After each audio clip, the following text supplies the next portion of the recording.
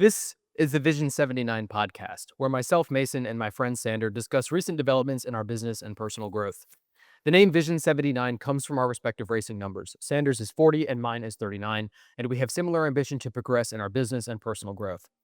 Many successful people have started small, just like us, but very few of them have documented their early years.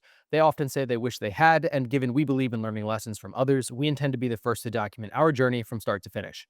This is simply a documentary of our lives, and as such, we do not monetize these videos, so enjoy the ad-free content. Each episode is broken down into 3 segments, each covering our progress over the past week. We start by discussing our life updates, then our business updates, and lastly, we share any lessons we've learned over the past week. We have timestamps in the description to navigate these sections easily. Today is February 15th, 2026, and we're recording episode 96. So what is your life update this week? Life update this week is learning more at work at Blue Origin. Mhm. I sat console for one of the tests that we were running. So what does sitting console mean? Sitting console means that you sit in kind of like a Console. big office space with like 3 or 4 different screens in front of you, and Okay. you look at different data coming in from whatever component of the rocket you're working on. For me, it was the booster section, or Cool. one of the sections of the boosters. The aft section, so the bottom, The bottom. the bottom of the booster.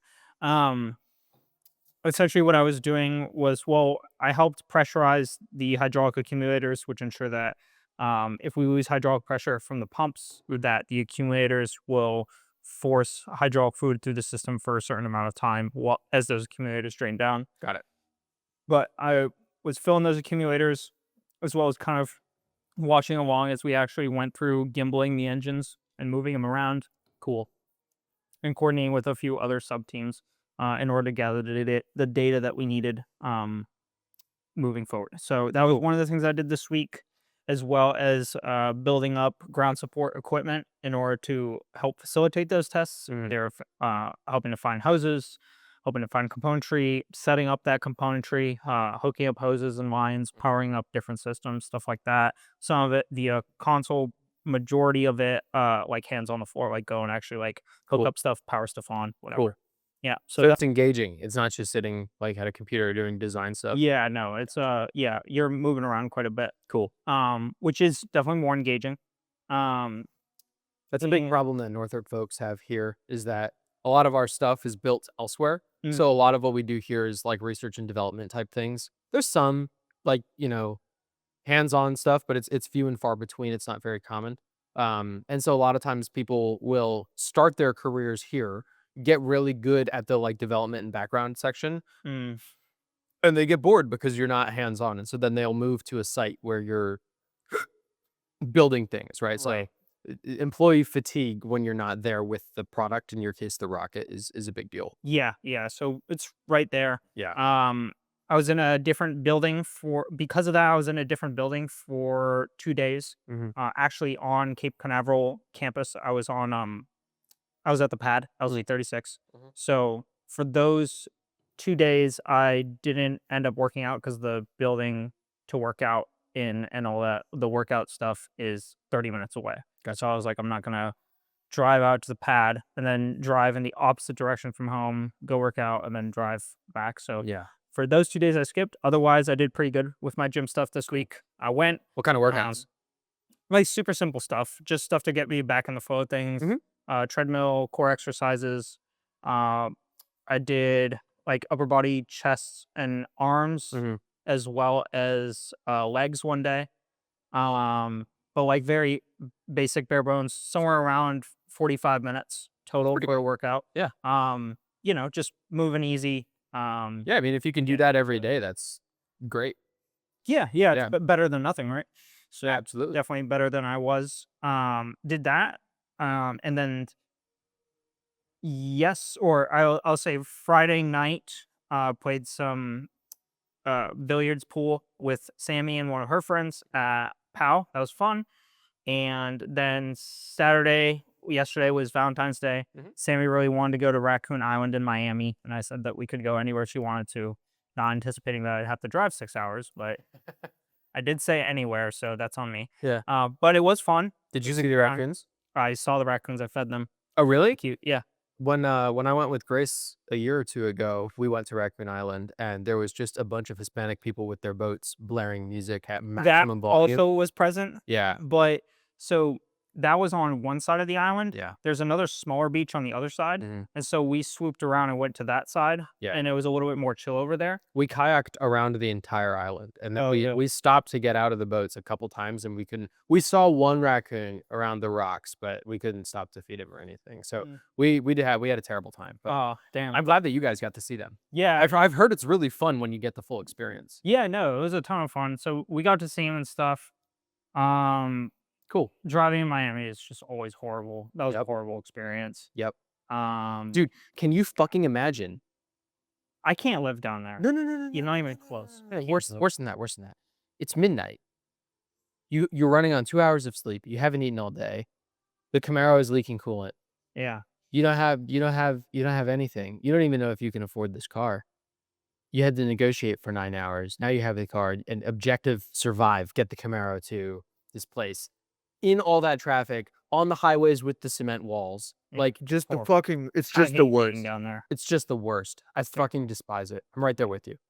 Terrible, terrible Yeah. experience. Yeah, there was I don't even know what it was. I didn't even see an accident, but they had a whole section of road blocked off, and so they had us driving through a shopping mall as a detour and then crossing against traffic Mhm. in order to get back onto the main road, which, not shitting you, this it was like 3/4 of a mile of a detour. Yeah. That Wow. just that section took us like an hour. Yep. Yeah, that Horrible. fucking sucks, It dude. was horrible. I was like livid. I told This is so painful. I was like, do we just park the car and walk? Because at that point we were like a mile and a half away from the place. Yeah. And I was like, do I literally just park the car in this mall and then hike an hour and or like a mile and a half? Yeah.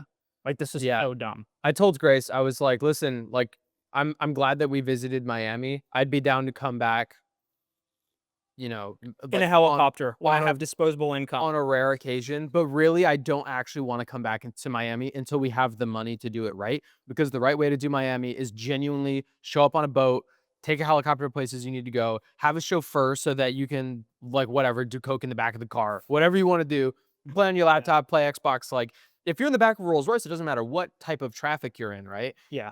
But having to drive through that traffic, and the drivers are terrible on top of the traffic, like, It's horrible. you can't sometimes you can't help a traffic situation. If a car is stuck, a car is stuck, right? But, like, the fact that the drivers are also it's their first day on planet Earth, even though they live there, is just terrible. Yeah, it was a horrible driving that. But the Saw raccoons. coyotes were fun, and I saw raccoons, which was cool. Yeah. I actually left a Google review for that place. I have photos and stuff. That's one of Oh, cool. the reviews I left in my big Oh, thing I did over the review winter break. Yeah. bash, yeah. Mhm. But yeah, a lot of fun. Didn't tip over the kayak, Cool. which is good. Got close a couple of times out in like the middle of the ocean part when you get into the island because of the boats going by and stuff and the wake. Mhm. So it was a little bit hairy there a couple of times. Not a lot of regulations there to stop No, the no reg- drunk fucking yeah, people with this huge boats that are blaring music. it's chaos. Yeah. It is chaos. Yeah. But survived. That was a lot of fun. And for life, that's about all I got. So Good life. yeah, billiards, Raccoon Island, and Blue Origin stuff. Cool. So that's what I got for life. Cool. What do you have for life this week? Mine, I've got a bunch of stuff. So it was Valentine's Day yesterday. Grace got me a couple small gifts. She got me a Lego set, like a $30 one that I've been wanting to get for a while. And chocolates, which was very sweet of her. We always make reservations for Prado, an Italian restaurant in Winter Park. Yeah. It's I think it's probably my favorite place to eat ever, but it's expensive, so we go rarely, right? But we had a really good time, and we came home, and she has a long list of movies that she wants me to watch, and I love movies, but making time for movies the past like 5 years, like I'll say this, since moving on into my own place, and now I have work on top of chores. Yeah. I am really bad about making time for movies. Like it's never at the top of my priority list. But while we were out, she was like, "Will you make time to watch this movie with me?" And I said, "Okay." So we watched Eurovision, which is a Will Ferrell movie about it's like the American Idol TV show. There's like a European version of it, Yeah, right? yeah. And so There's a Russian one too. I used to watch that when I was yeah, a kid. Will Ferrell's character is like some goofball in Iceland, and his big dream is to win that competition, right? It's a fun movie. I like it.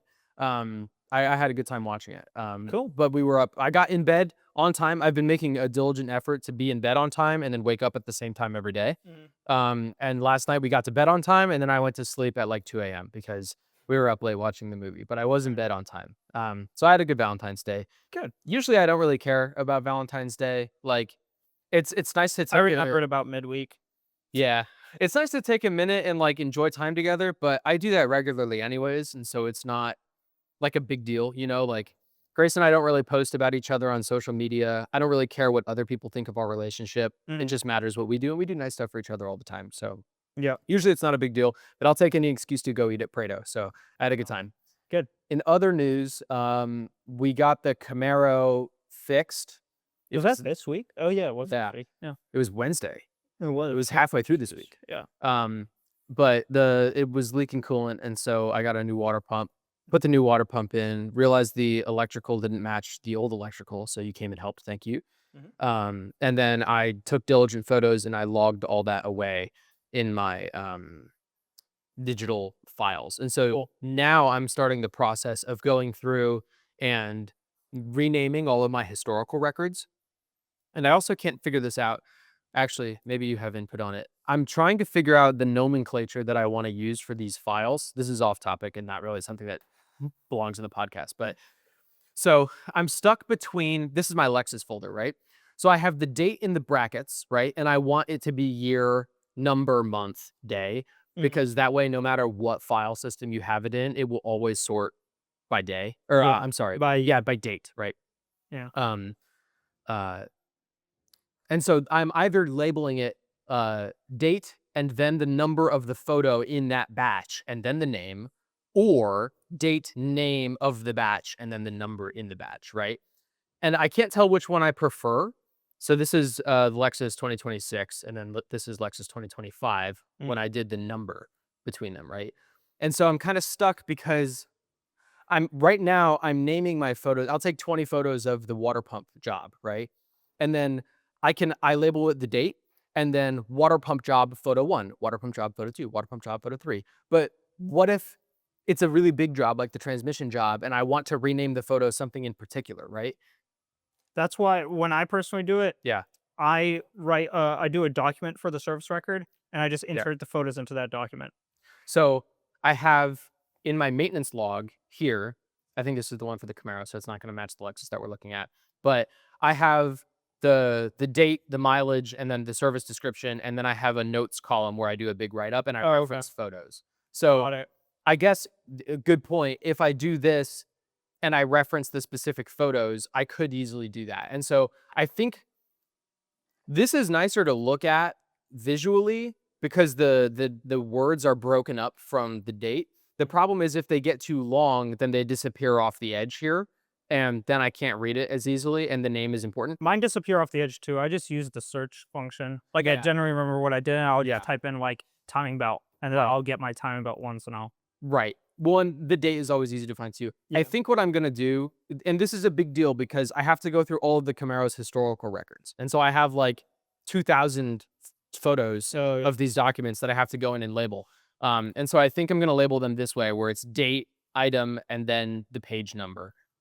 yeah. But anyways, I digress. What I'm going to be doing in the future is every day I'm going to do like maybe 5 or 10 so that instead of sitting down and doing everything over the course of 2 weeks and putting my whole life on hold, instead what I'm going to do is I'm going to come into the historical records here. I've got all these big chunky uploads, but like upload 3, I have all these fucking documents that need to be named and dated and stuff. So every day I'm going to do like 5 of them and then I'll just chip away at it over time. Yeah. But that's my automotive update. Cool. The Camaro's running well. The water pump Good. is Very good. working. Nice. Yeah. So thank you for the help there. Yeah. And It's working. the power steering pump seems to be working better too. So I don't know why that would be correlated at all, but I'm not complaining. So yeah, Shouldn't be. Maybe it's just a gift of the Camaro spirit. it doesn't do that. No, Maybe he'll be taking there's a listen. probably. Yeah. Well, so my thinking is And I told you this before we started recording, but I don't have. It's getting hotter out right now. I still don't have AC. My AC went out in like August last year, and I was like, well, I'm most of the way through the summer. I'll just suffer, and then I'll fix it like when the next summer comes. Yeah. Well, now it's getting hot again, even though it's February. And I don't want to fix it because I know my window regulator is about to break. My sun visor, like my sunshade, doesn't work. The headliner is coming down. All the tint is fucked. The paint is fucked on the hood and the trunk. Like there's 150 things that I want to fix on the car, and really what I want to do is just like put it in a garage and then not touch it for 5 years so that I could just like dump money into making it better. But anyways, so that's the Camaro part of my life update. The last part of my life update I have here is related to Formula One. And I wrote a little bit more for this than I regularly would because your business update is now related to automotive stuff. Yeah. Well, And- my business update's also shorter. Sure, yeah. But now if I talk about automotive stuff in my life update, we can have a longer conversation. That's true. Because it's related to your business update, right? Mhm. But Formula One had its first real test this week. Previously, it was a shakedown just to make sure that the cars were working well. But this was like 7 hours, go out and run your Are you car. going to talk about the standing starts? Because I saw a clip of that this morning. I sure can. It's not in here, but I sure Oh, can. okay. Got it. So it's a mix-up right now. No one knows who has the best powertrain, and part of the reason for that is a huge amount of the power this year comes from the battery. And so it's really easy to just press the button and then like only use 70% of your battery instead of 100%. So no one actually knows how fast you're going. So it's the Spider-Man meme where all the teams are pointing at each other for like who is actually the fastest, right? So no one knows yet. But there's a ton of like weird features that make these cars just terrible. You can only use the battery a certain like when you're within a second of the guy ahead of you. And that unlocks like 500 horsepower. Around the rest of the lab, you can use the battery in a limited capacity where you get less horsepower, but the battery drains faster this year and it takes longer to recharge than it did last year. So the battery is way worse than last year because it's basically it's buffed when you're using it and then it's nerfed when you're not, but it's half the power this year instead of 20% or 30% that it was last year. So now when you're doing like a qualifying lap, it's actually faster to lift and coast and go 50 kilometers an hour slower through some corners so that you have more power on the straights. And that is mathematically the fastest lap. So watching the racing is going to be a lot less exciting this year, but there's a bunch of other stuff that comes into it too. So for example, last year they had the generator that could spool the turbocharger for you, right? Mhm. So you didn't have to rely on engine RPMs to keep the turbo spooled up. Now they don't have that anymore. The only motor they have in there is to recapture energy for the electric battery. And so now teams are having to rev their engines for like 10 or 15 seconds on the start line to get the turbos spooled up to have enough power to get going. And then you can only use your battery once you're going 50 kilometers an hour. So it's important to have as much turbo spool as possible so you can get to 50 kilometers an hour as fast as possible because that's when you can use the battery, right? So some teams, most teams are having to rev their engines for genuinely 10 to 15 seconds, right?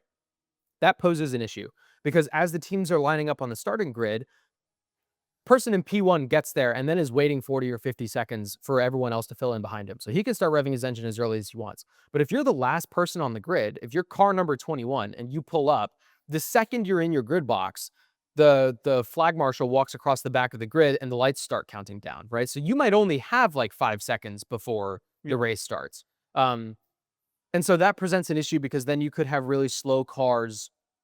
I mean, A, it's not fair to the guy at the back who doesn't have enough time to rev. But then also, if someone fucks up the start in the middle of the pack, now you have someone who's behind you just hitting 50 miles an hour, deploying their battery, and then like they could hit you because you're all going different speeds.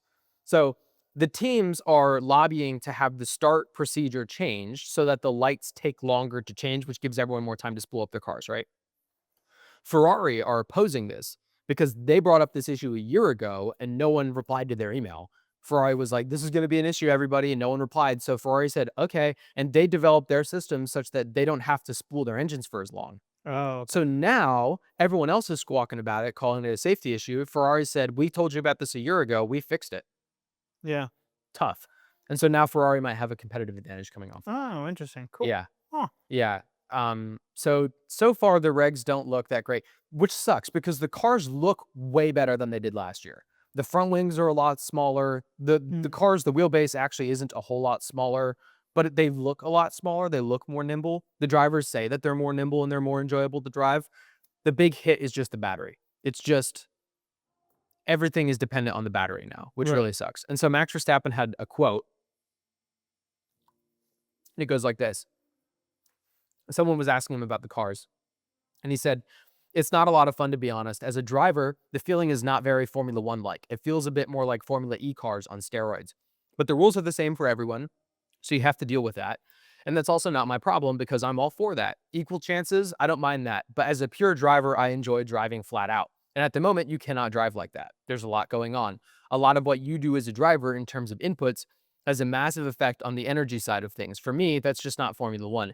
Maybe it's better to drive Formula E, right? Because that's what they're all about, energy efficiency and management. That's what they stand for. Driving wise, it's not so fun. But at the same time, I also know what's at stake for the team with our own engine. For context, this is the first year that Red Bull's making their own engine. And seeing the excitement of the people in the team.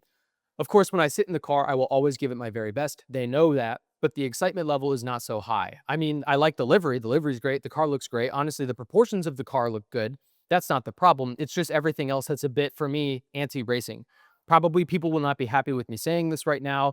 I'm outspoken. And why am I not allowed to say what I think of my race car? I can't help that. I mean, I didn't write the regulation. If it was up to me, I think, up to my non-political aspects of making a regulation, the car, the engine, whatever, would have looked very different. So Max is firmly against these cars. Not fun to drive. Makes sense. A lot of it's reliant on battery deployment, like in Formula E.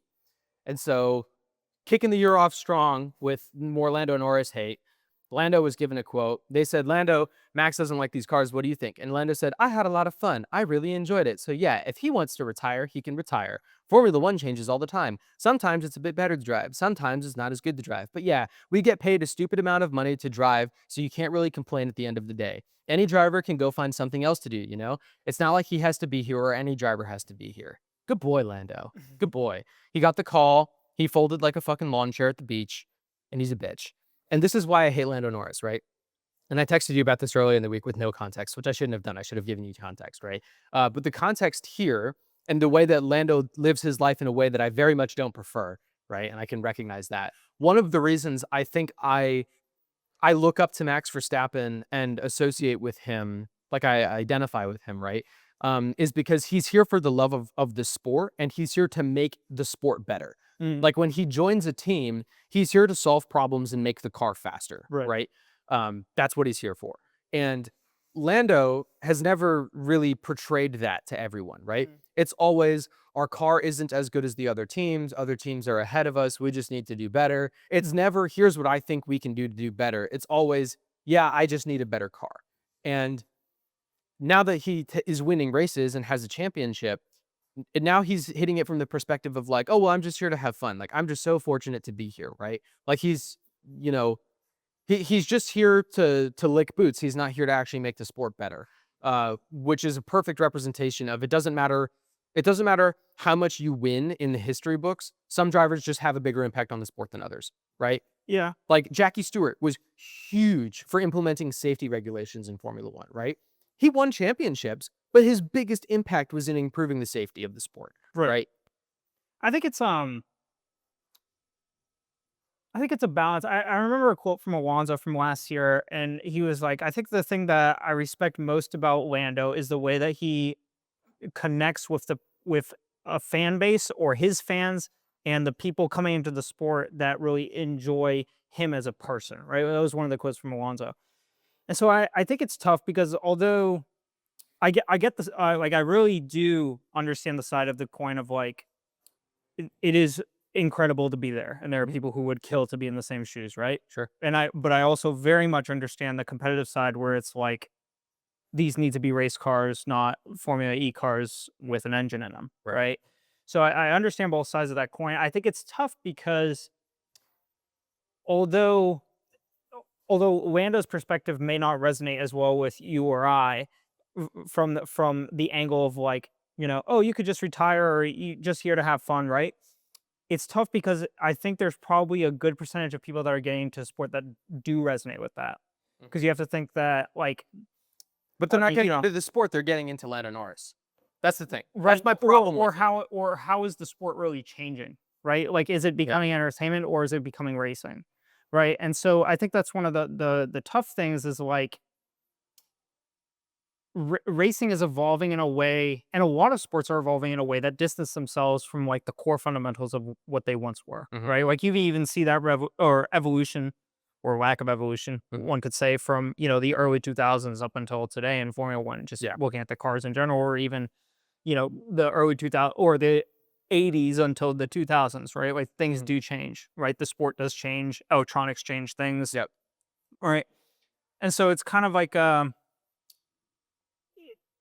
it's like the kind of approach, right? And what people connect with kind of changes in that respect too. And although like you or I might not connect with it, there may be a good percentage of people that are just kind of in it to see some drama and see someone have fun and listen to someone that's relatable to them, because they're just here and they're so thankful and happy to be there, right? Right. There's a lot of people who like want to hear that. Yeah, they're Right? always Which is maybe odd, right? right. But potentially that's how the sport's evolving, and it's odd to me, right? I understand one side of the coin. On the other side of the coin, you're also like top 20. You're in like the top 20 seats in the world for motorsports, and you'd think like at that point you would focus on motorsports, right? Well, Wholeheartedly. my right? argument here against Lando Norris, because I understand there will always be fans of athletes for their personalities, right? Yeah. Like I identify with how Max carries himself in a lot of Sure. his ways, right? It's like I wouldn't be as big of a Max fan if he acted like Lewis Hamilton or Lando Norris, right? Of course, there's always the personality aspect to it, right? The problem is that in this instance, because a lot of other Lando Norris instances, I don't like him because of his opinion on whatever's happening, but all of that is related to his actions and whether or not he should have tried the overtake or if he deserved that win, right? This is speaking on the sport as a whole, right?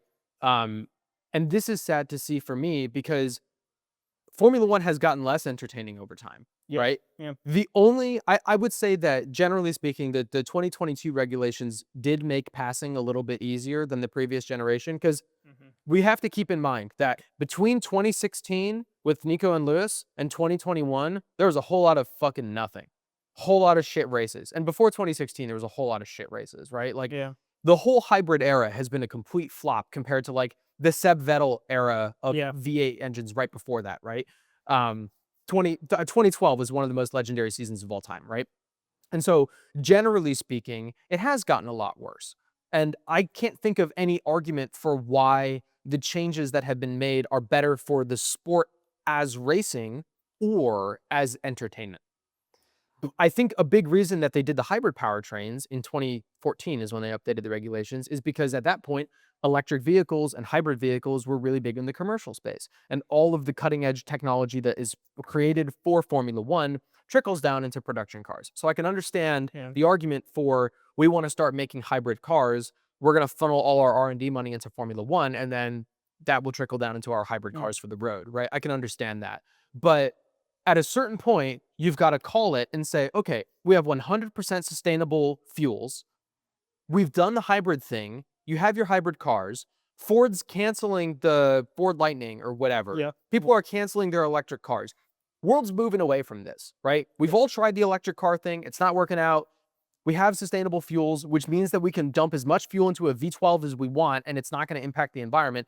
Bring that back. Bring back the good racing. We've done all the shit that you needed to do. We did your little science project for the production cars. Now give Formula One fans what they want. And instead of making that stand and fighting for the sport, Lando's just folding because he's happy to be there. Yeah, I Like, can see that. stand Right? up for what you care about. Right. I get that side of it. It's hard for me to make a claim one way or the other because like I don't know Lando, and I'm not involved with Formula One enough to like really like like get a good angle on it. Yeah. One thing that I will say though is that I saw this in the karting space. There was a lot of kart tracks that were coming out with electric kart tracks. Like K1 Speed was really blowing up. Yeah. When I was starting out, and there were other places that were opening up with a boost button. And I remember like myself and a few of the other guys who were quick were like, this is so stupid. Yep. Just like, this is so dumb. Yep. But the problem is that we were the 5%, right? Right. The 90 or 80% that walked in outside of like the people who, like some people just didn't care, right? But there was a large group of people that came in and thought it was genuinely really cool Because they're slow. because you could just hit the boost button and then pass, Yep. right? Pass. And IndyCar has it. And so it's like this Formula One season might be dull from a core enthusiast perspective, but it might be interesting from the person who doesn't know any better, who's just watching the other car fly by another on the street because they got more charge. And then I'll argue this again, right? Because like passing is not all passing is not equal, right? Because there's the 2022 Silverstone pass where Lewis, Charles Leclerc, and Sergio Perez were all swapping positions, right? Through corners. There's multi 21 with Sebastian Vettel and Mark Webber. There's like the greatest passes like through the corners of all time, right? There's Mika Hakkinen passing Michael Schumacher in the 2000 Spa Grand Prix where he was passing the back marker on the inside, right? Great dive bomb moves down the straights, great passing through corners. And then you have what the lesson that Formula One has already learned through the DRS era, which is if you're giving cars a competitive advantage on the straight and they blow by a car on the straight and you're ahead of them by the corner, that's not exciting. Like that type of overtake is not exciting, right? Fucking Imola last year. I don't know if you remember this overtake, but Oscar started on pole and Max started like P3 and Max passed Oscar into the second corner at Imola. Yeah. Crazy move, right? That's talent and that's exciting. Passing someone on the straight because you have more battery will not be exciting. And sometimes that might manifest into the cars have similar speed on the straight or they're like next to each other as they go into a braking zone. And so then you have to be really good under braking. Yeah. We could get good dive bombs, but ultimately, if you're conserving battery through a chicane, you're not going to even try to overtake there because you're conserving battery. It's I don't even know what people will think of it because I thought the same thing with the boost button go-karts and everyone friggin' loved them.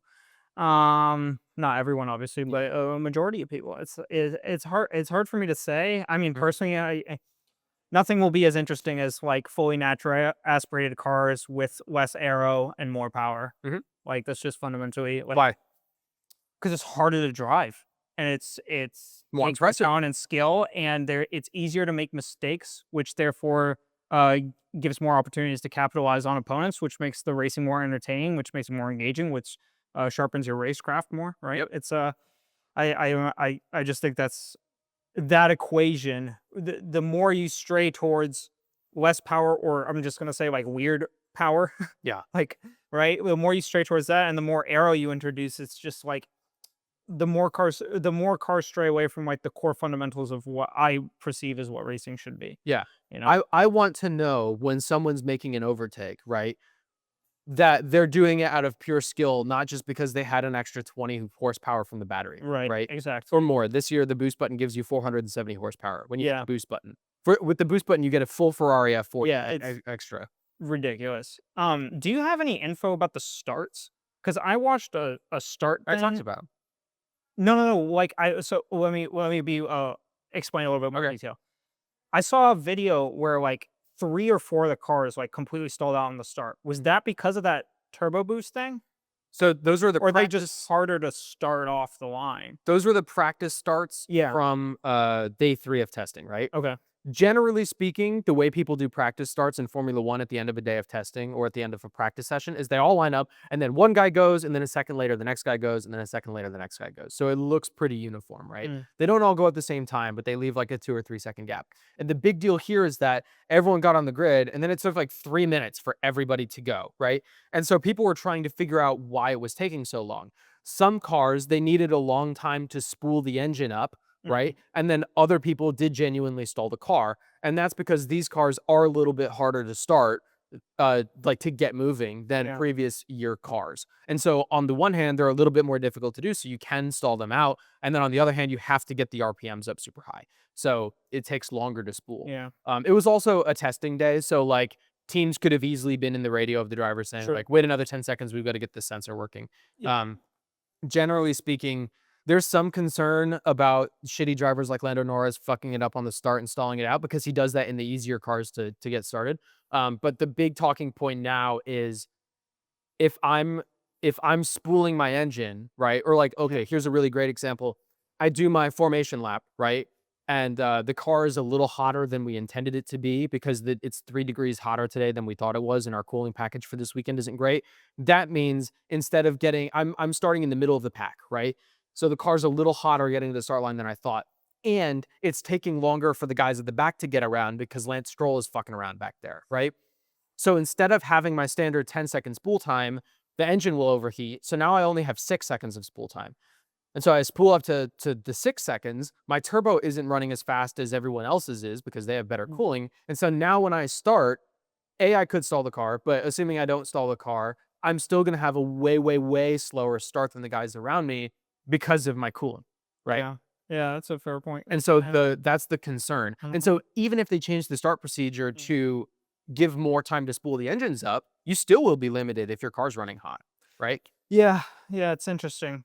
That is Yeah, for sure. yeah. I guess So we'll see. yeah, I mean, in any case, right? In any case, I'm still excited for this season because as shit as the cars are, and as poor as the overtakes I think are going to be, because I don't know, they still don't know. The announcers were talking about it. They don't know how they're going to display on the screens like battery percentages or whatever.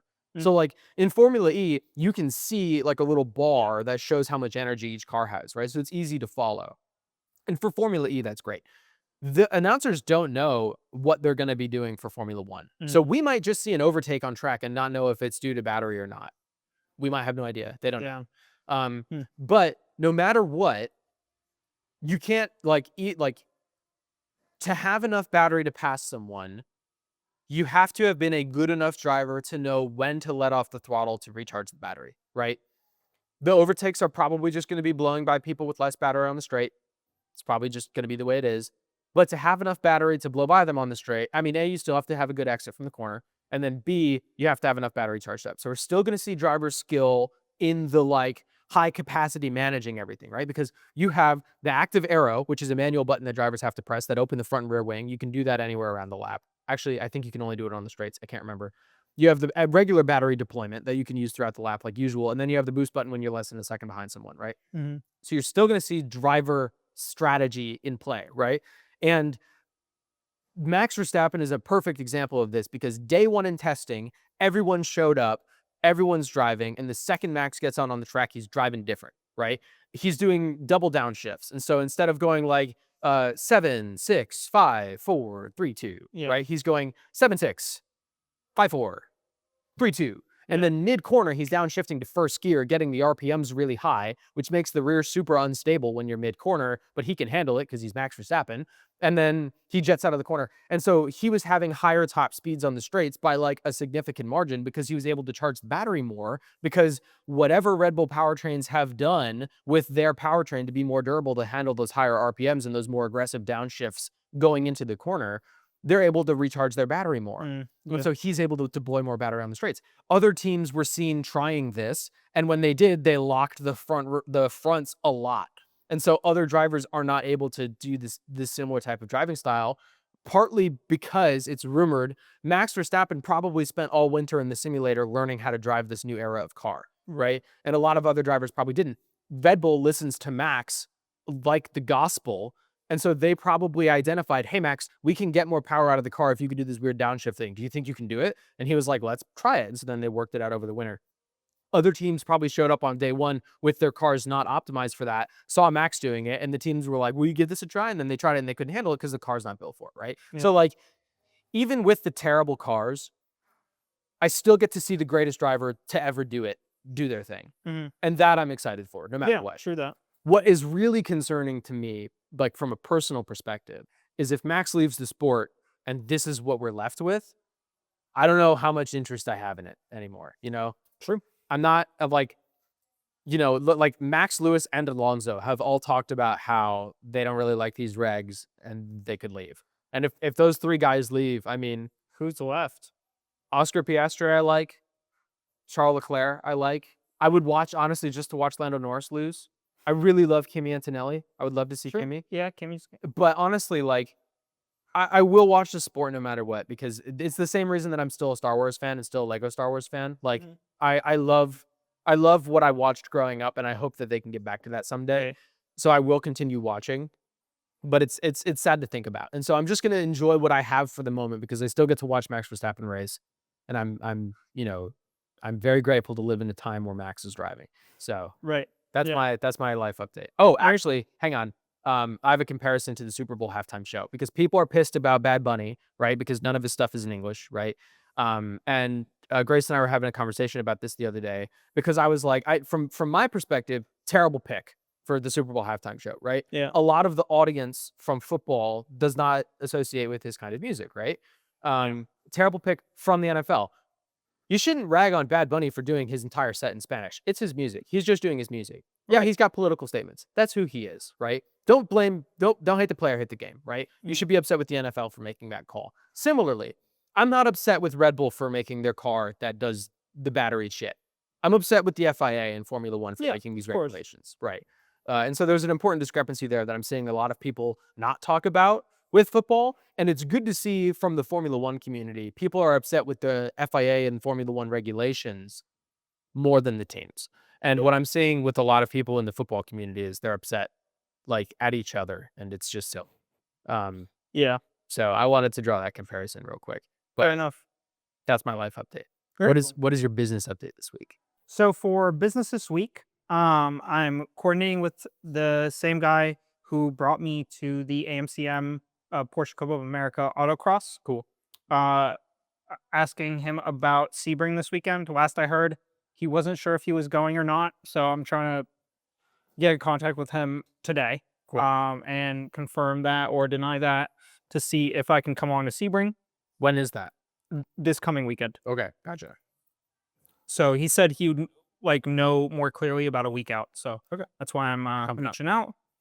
And then also I shot an email over to the guy with some 914 stuff that I met at that same event to see when he'd be available for me to come by the shop and also take a look at the 914 stuff that he has. Cool.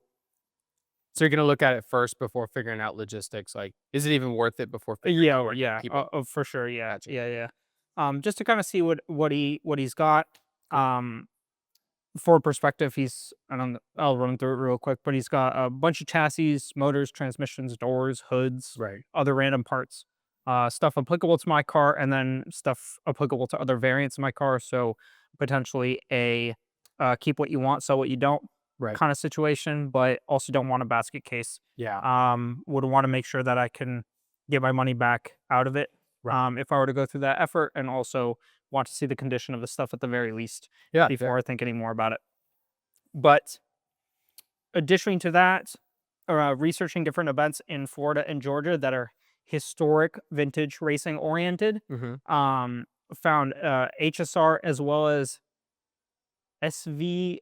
SVAC, Sports Car Vintage Automotive Club or Automotive Sure. Racing. It's like SVAR or something like that. Gotcha.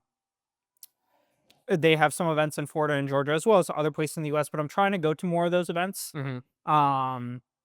Luckily, a good amount of the vintage racing happens in either Daytona or Sebring, That's which good. are far? an hour and a half or an hour and a half away. They're Right. both an hour and a half away. So Right. that's super convenient. And a majority of what I did this week really was, well, yesterday I didn't do shit because I went to Raccoon Island. Yeah. But majority of what I did do this week was listen to different podcasts. So I was looking at podcasts. I was actually genuinely trying to find a podcast that was like vintage racing oriented. Like, Okay. are there podcasts out there that just talk about vintage racing, Mm-hmm. that just interview drivers, right? You have Beyond the Grid, that's sponsored by F1, Right. millions and millions of subscribers, and they bring on people like Jackie Stewart or Gordon Murray, right? These big names. And outside of that, for the vintage stuff, there's obviously your main like HSR or Daytona coverage of a historic event, Right. but there's really not people who talk about the racing. I found a couple channels, and both are very small. Mm-hmm. Do you remember what they're called? No, Okay. no. I subscribed to them and then watched a bunch of the videos and forgot to take note of the name of the I was just YouTube curious. channel, which I do all the time. I'll find it like in a feed, Yeah, yeah. and I'll just click on it and hit subscribe, and I'll just watch videos, and I forget the name of the channels. But I do it a similar way. yeah. but one of them started about 5 years ago. Mhm. One of them started a few years ago. The main one started about 5 years ago, and he started off with a lot of talking about like Formula V stuff, Mhm. which for context for the audience is essentially a very primitive style Formula car. You could picture like a Formula car from the 60s Yeah. with a Volkswagen 4-cylinder engine in the back. That's what those cars are. Inline four. No, like a flat four, like Okay. like similar to the Porsche 914 motor, Got like it. very similar. Um, and then there's other variants of that and whatever. Boxer or Yeah. Okay, got it. But like very, very basic car called Formula V. And they made them for literally decades. And so there's a lot of people that race those in vintage classes. Cool. There's also like the kind of like Ford Pinto side of things where it's like older economy car built for racing. We saw one of those at the historic exhibit, that blue one. Yep. Right. Very similar. Um, but that's kind of some of the scene over there. And that's from what I found is a majority of the racing. And then there's kind of the guys who are like the Porsche 935 guys. What's the 935? When did that? Yeah, so that's like the crazy looking 80s Porsche with the massive wing on and giant flares on the wheels. Yeah. Like the 911 that looks like it's on steroids. Right. Right? That kind of car. For the audience, you could look up like the Martini liveried 935 or the Jägermeister liveried 935. Those I are know like those. core examples of the 935 kind of Porsche era. Right. Right? And there's very few people that kind of have interviews with those cars, especially like there's obviously interviews with drivers who have driven them. But in terms of talking about the scene and driving those cars on track in these historic events, I could find onboard videos and I could find like very short, like 10-minute video clips talking about those cars and maybe some drivers talking, stuff like that. But in terms of channels dedicated to like that side of vintage racing, very few. Dude, there's one guy who does stories on VinWiki. I don't know his name. He looks like one of the guys from Finding Bigfoot. Did you ever watch this show growing up? I watched a couple episodes. You know Really the big entertaining. guy, Bo, and he always is the one that does those noises? He kind of looks like him. Yeah. He has some of the best motorsport stories on VinWiki. VinWiki Vintage Racing. See if he comes up. Surely he's like the first one that comes up. I'll look. Yeah, you're good. But there's Okay. very, very little that talks about that side of the coin. And so something I was also to kind of go back in my week timeline a little bit. Something that I was thinking about was like, what do I want to do? Because one thing I realized is that I realized this later in the week, but I think it manifested earlier, and I only realized it later. But I'm actually going to drive myself insane if I don't have something to work on. Yeah. Like I'm actually going to go fucking crazy. Yeah. And so like part of the Raccoon Island trip, super fun. Also, almost lost my mind. Because the thing is like, I want to be working on something. And like, honestly, the traffic was terrible. I always hate dealing with Miami traffic, right? Like the waves, like almost knocking us over was like partially fun, but like there was an aspect of me that like didn't really enjoy it. Yeah. And like, I think it's solely because I don't have a clear direction. And so I manifest in just being frustrated with like the general box of my life, even though there's not much to be frustrated about. Like I'm just frustrated with the box of life because I don't have like a target thing. Right.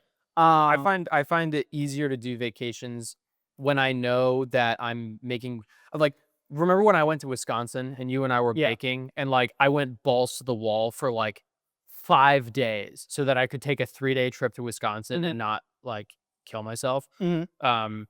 I have the same feeling where I can't like just up and take a break if I haven't worked enough to feel that I've earned it and like I'm a little bit ahead by the time I take my break and so that when I come back I'm right on time. Yeah. Yeah, if I'm not doing something ahead of time, I totally get it. Yeah, it's like I am going to drive myself crazy. Like I noticed it manifesting too, where it was like Sammy kind of pointed it out to me, and like in part I was like, she pointed out in a different way. I was sitting at a restaurant and I was like zoned out, and she was like, "What are you thinking about?" And I was like, "Literally nothing." Like I was literally thinking about like absolutely nothing. Yeah.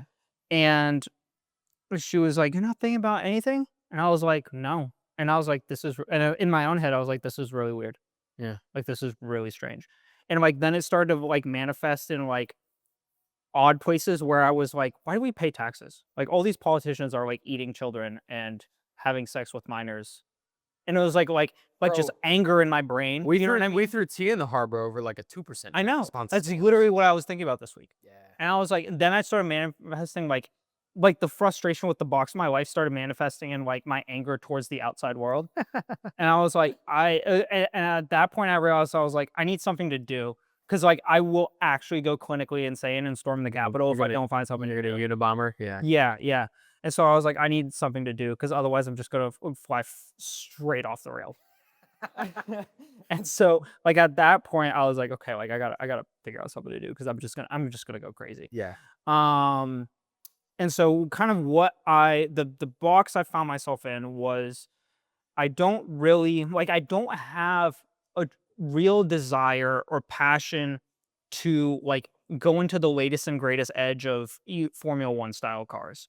And like I don't even have like a super crazy passion for where modern GT3 or that side of the coin is going either. And like I own a Miata, I love my Miata. I don't have an interest in racing spec Miata. It's like a crash course. Mhm. And like I just don't have interest in that. What I do really love is I love the older stuff. I always have. I love the raw racing experiences and the kind of like fundamentals of motorsport in that sense. Me too. I love those cars. I love the history behind it. And they're not the fastest, they're not the grippiest, they're not the most agile, but there's something about those cars that's just like very core to what motorsports is. Mm-hmm. And I think that's part of the reason why it's still alive today. Yeah. And I was thinking, I mean, everyone knows what Jim Clark's Lotus looks like. Yeah. Everybody knows what Jim Clark's Lotus looks like. right, exactly. And I was thinking about that stuff and I was like, what do I want to do with my time? What do I want to do with my influence into motorsports? And part of me, like, I will never be able to kill the like I want to race aspect, right? But how can I partner that with something effective and long term that can keep what I love about motorsports alive? Because me just going for another racing seat at a team is once you get there, yes, you can have influence, but how much influence do you really have, Right. right? And how what and it, another side of that coin is what kind of influence would I have for what I really love about motorsports, right? Mhm. Like that's like let's say in this hypothetical world, I race the latest and greatest modern version in X year of the GT3 car. Mm-hmm. And it's like at that level, what are the paths that I have to influence motorsport and make it better? You know, like my kind of perspective on it is if people like Max Verstappen or the collective body of great drivers like Alonso and Lewis can't have enough influence with their credibility and skill to have better Formula One cars, the the potential is there for me to influence GT3 in a direction that maybe leans more towards the core fundamentals of motorsport. Well, why don't I focus on keeping the great motorsports, or at least what I find great in motorsports, alive instead and focusing my efforts there?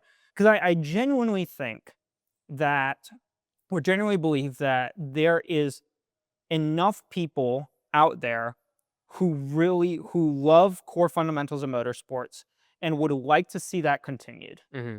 Um, and I think that aspect will stick around, right? Like there will always be. So one thing I thought about too is that like there will always be the change of what historic is, right? Yep. Like in 20 years, what we see now will be considered some variant of historic, Right.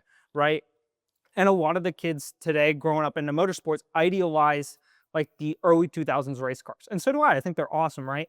But there's also a good amount of kids growing up today that will see a 935 on track and be like, that is wild. Mhm. Right. And so that I think I could have a really great influence in holding alive and keeping that aspect of motorsports together.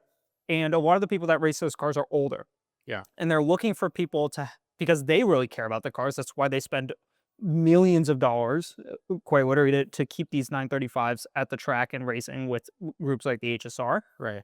And they're looking for people to help them carry that on Yeah. after they are unable to race anymore, or they pass, or whatever happens in their lives. And so it's like if I can help that group of people and also help that form of motorsports, like that's something I would be really like happy and proud to do. Like and so that's why I've been leaning into this kind of historic podcast. What is the atmosphere like? What is the community like? What do these people like? Do I connect with these people? What do they enjoy, and how is that similar or different to what I enjoy? And I found that I connected with that side of motorsports much better. It's a lot more about the community. It's a lot more about preserving the cars. But the competition is also very high. Like there are genuinely good drivers that do race in these historic groups, and they are there to win. And that I really enjoy. Like it's not like a rubbing is racing kind of scene. It's not like a like stiff you with regulations or this kind of cutthroat competition, right? Like it's a lot more, I figured something out and I want to share it. And there's also an infinite variety within the vintage motorsports community of like cars that are vintage but have modern safety specifications, or cars that are vintage that are held to old safety specifications, or cars that are held to old tire specs versus you're allowed to run newer tire specs versus you can do this or that. Like there's so many variants and there's a flavor for everyone, or there's a lot of different flavors out there for a lot of different people who like a different form of it. But that will eventually whittle, right? If there isn't a newer generation coming in, and that's something actually very consistent out of the podcast I listen to. Every single person I listen to was like, there are younger people coming in, but there isn't a lot of younger people coming in. And I started to think about like. And so I thought about, okay, maybe there aren't young people interested in it, but I don't think that's true. I think it comes down to young people they haven't been exposed to how cool that side of racing is or how amazing it is, right? Because if you think about a team full of 30-year-olds who are, on a GTD Pro team, like the Rexy car, the dinosaur car, like that car is all marketing and advertising, right? If they didn't have marketing or advertising, no one would know about it. No one would care. But like I see people at work who wear the Rexy AO shirts, right? And so I really feel as though this is a super cool form of motorsports. There just isn't the body installed in it to keep it going or to let people know that it's there. Like I didn't even know the HSR existed for a while, right? And so I think it's cool enough. It's just not presented enough for people to know about it actively and get involved in it. And so there's a variety of different paths that I could go down. I don't have a clear direction for it yet. I think the things I can do is get more involved in the community by going to events. One thing that I'm going to do when I get home today is join some Facebook groups in historic racing and ask if there's any individuals who are looking for like a weekend of technical support. Of like, I can just come in onto a team and kind of see how things run, see how things work, right? And also kind of do a similar thing to what I did at the Rolex, where I go around to different teams at these racing events that I attend and be like, what problems or challenges are you facing? Like, how do you see this? And we kind of angle it a little bit differently, potentially more towards how do you see the sport changing in the future, or what would you like to see the sport grow into as time goes on, right? Because that could be something I could walk into and then progress from there, right? There's also the side of the coin of I love older open wheel formula cars, right? We were talking about like the street legal, older, like those are sick. Like the guy who built the V8 one, that's kind of like modeled after the V12. And it's like that side of the coin is really cool to me too. And that's a really interesting way to bring older motorsports style to a younger audience, right? And so kind of there's a lot of different avenues that I could go down, but overall I'm honing in more towards the vintage side of things, the historic side of things, more and more, and understanding and learning about that community and getting more involved with it. We'll see where things take me a little bit, but I think that the immediate direction that I have in order to prevent myself from going crazy is to go to more events, meet more people, understand what their trackside experiences are like, so I can understand how I can fit in or grow something like the HSR into the future. And also getting the Porsche done. So I got some of my tools back this week. A friend was borrowing them, so I got those back. And getting ready to drop the engine. I need a couple other things before I can like actually drop it. Before we go into the Porsche thing, can I respond to that? Yeah, absolutely. Yeah. I think it's a great idea. I genuinely think that, especially if like Formula One and WEC and like all the major forms of racing right now continue to go the lame route of actually making racing terrible, they will fall off. Same thing that happened in NASCAR will happen to them. Their fan bases will die. They did a great job with Drive to Survive in the Formula One movie, getting fans interested in racing. 2021 worked wonders for every sport Yeah. in the motorsport community, right? And now Formula One is just trying as hard as it can to kill itself by making these cars lame. And the bigger Formula E gets, I think, there might be more people interested, but not to the same level of excitement, right? Like the Aston Martin Valkyrie really showed that to me at the Rolex this year because we've gone to the Rolex every year. Yeah. No one has ever been as excited for a car that finished dead last. Yeah. Than at that event. Even after the event, all of the Instagram and TikTok reels and stuff I've seen have been talking about that car. When I tell people about the event that I went to, that's the car that I pull up. I pull up all the videos of it driving by and I show people because that's all I fucking care about, right? Yeah. And it's just because of the engine that's in it and how cool the car is, right? It's not like I care about the Heart of Racing racing team. It's just the fucking car, right? Yeah. And my thinking is you can get people interested in that kind of racing, in vintage racing, because the cars are incredible. It just needs to be easy to follow because right now it's really easy for me to follow Formula One or WEC because there's a race every other weekend. It's broadcast on TV and everybody makes content talking about it, right? But if I want to follow the HSR or any type of vintage racing, right? I don't know when the races are going to be live streamed. I don't even know if they do live stream them. I don't know if there's coverage They afterward. do. They do coverage, but it's it's not. I don't see it marketed in the same way as I do a NASCAR Right. 24-hour event, right? Right. Well, and also, like, are the drivers celebrities? Like, are the drivers unique? Are the teams well known? Like, do the teams give interviews or anything, right? Like, is there anything that makes this sport followable? Because what I can envision here is automotive YouTubers have huge followings. Like the VinWiki does their own Grand Tour style or Top Gear style show that people watch and they love because they love those personalities, right? If those personalities got in race cars and then they filmed like legitimate races, like even like once a month for like a 5-month season, and then they had like a little trophy at the end, and you make it followable, and you can go back and you can watch each of the races from a previous season. I think that will grow. I think that will build because people can follow it easily. They'll relate to it. You can make a ton of content behind the scenes of like, here's how these like V12 cars actually work, and here's like why they're tricky to drive. And then people will watch that and the racing. But like the racing has to be shown. Because right now there's a lot of YouTubers that have cool cars that show like wrench turning on them, right? Or like driving them around the neighborhood, or like they'll go do a track day and then they'll do like a voice overlay, and like it's kind of interesting to watch, but it's not as exciting as we know racing can be. Yeah. Right. And I think part of the reason that isn't done is because filming a race is super challenging, like in making it good. Yeah. Right. Doing commentary over it is super challenging and making it good. Yeah. So like that's not a small feat, but I think that's what is going to get people interested in. Yeah. And I think a lot of it comes down to there is the races are covered relatively well, but I don't see any marketing or advertising for this stuff. Yeah. And so like people don't know about it, and because there isn't content being advertised out there or being put out there regularly for something like the HSR or as regularly as the 24 Hours of Daytona, people aren't as involved with it and it's not as followable. Right. And so I think that that's the niche I'm leaning into. And in an attempt to lean into that niche more, I'm also leaning into the 914 as I have been, and getting that car prepped.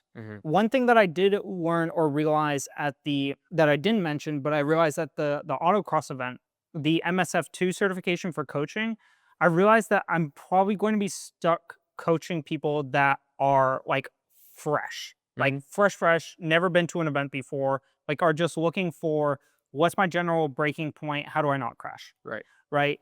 And that's not something exactly that I feel excited about doing. Right. It's rewarding, right? It's rewarding to help people, but looking at it on a multi-year time horizon, I think it would become dull for me. Well, you're also putting yourself at like a big risk position because you have someone who doesn't know how to drive a race car driving a race car. Right. Yeah. And so that's something that I'm kind of a little bit 50-50 on. I think it could be still valuable to get, or at least going to the events that I could get it can lead me to connect with other people that could therefore help me in the future, right? So there are pros to it, but this is kind of the general direction that I'm shooting for right now in terms of vintage and historic stuff. Yeah. Um, I really think that making like digestible, followable racing is the key to all that. Because another reason that I think the Rolex and IMSA doesn't have the same type of following as like a Formula One is because there's a ton of cars and there's a ton of teams, and like each team has like 3 drivers. And so it's tough to follow all that.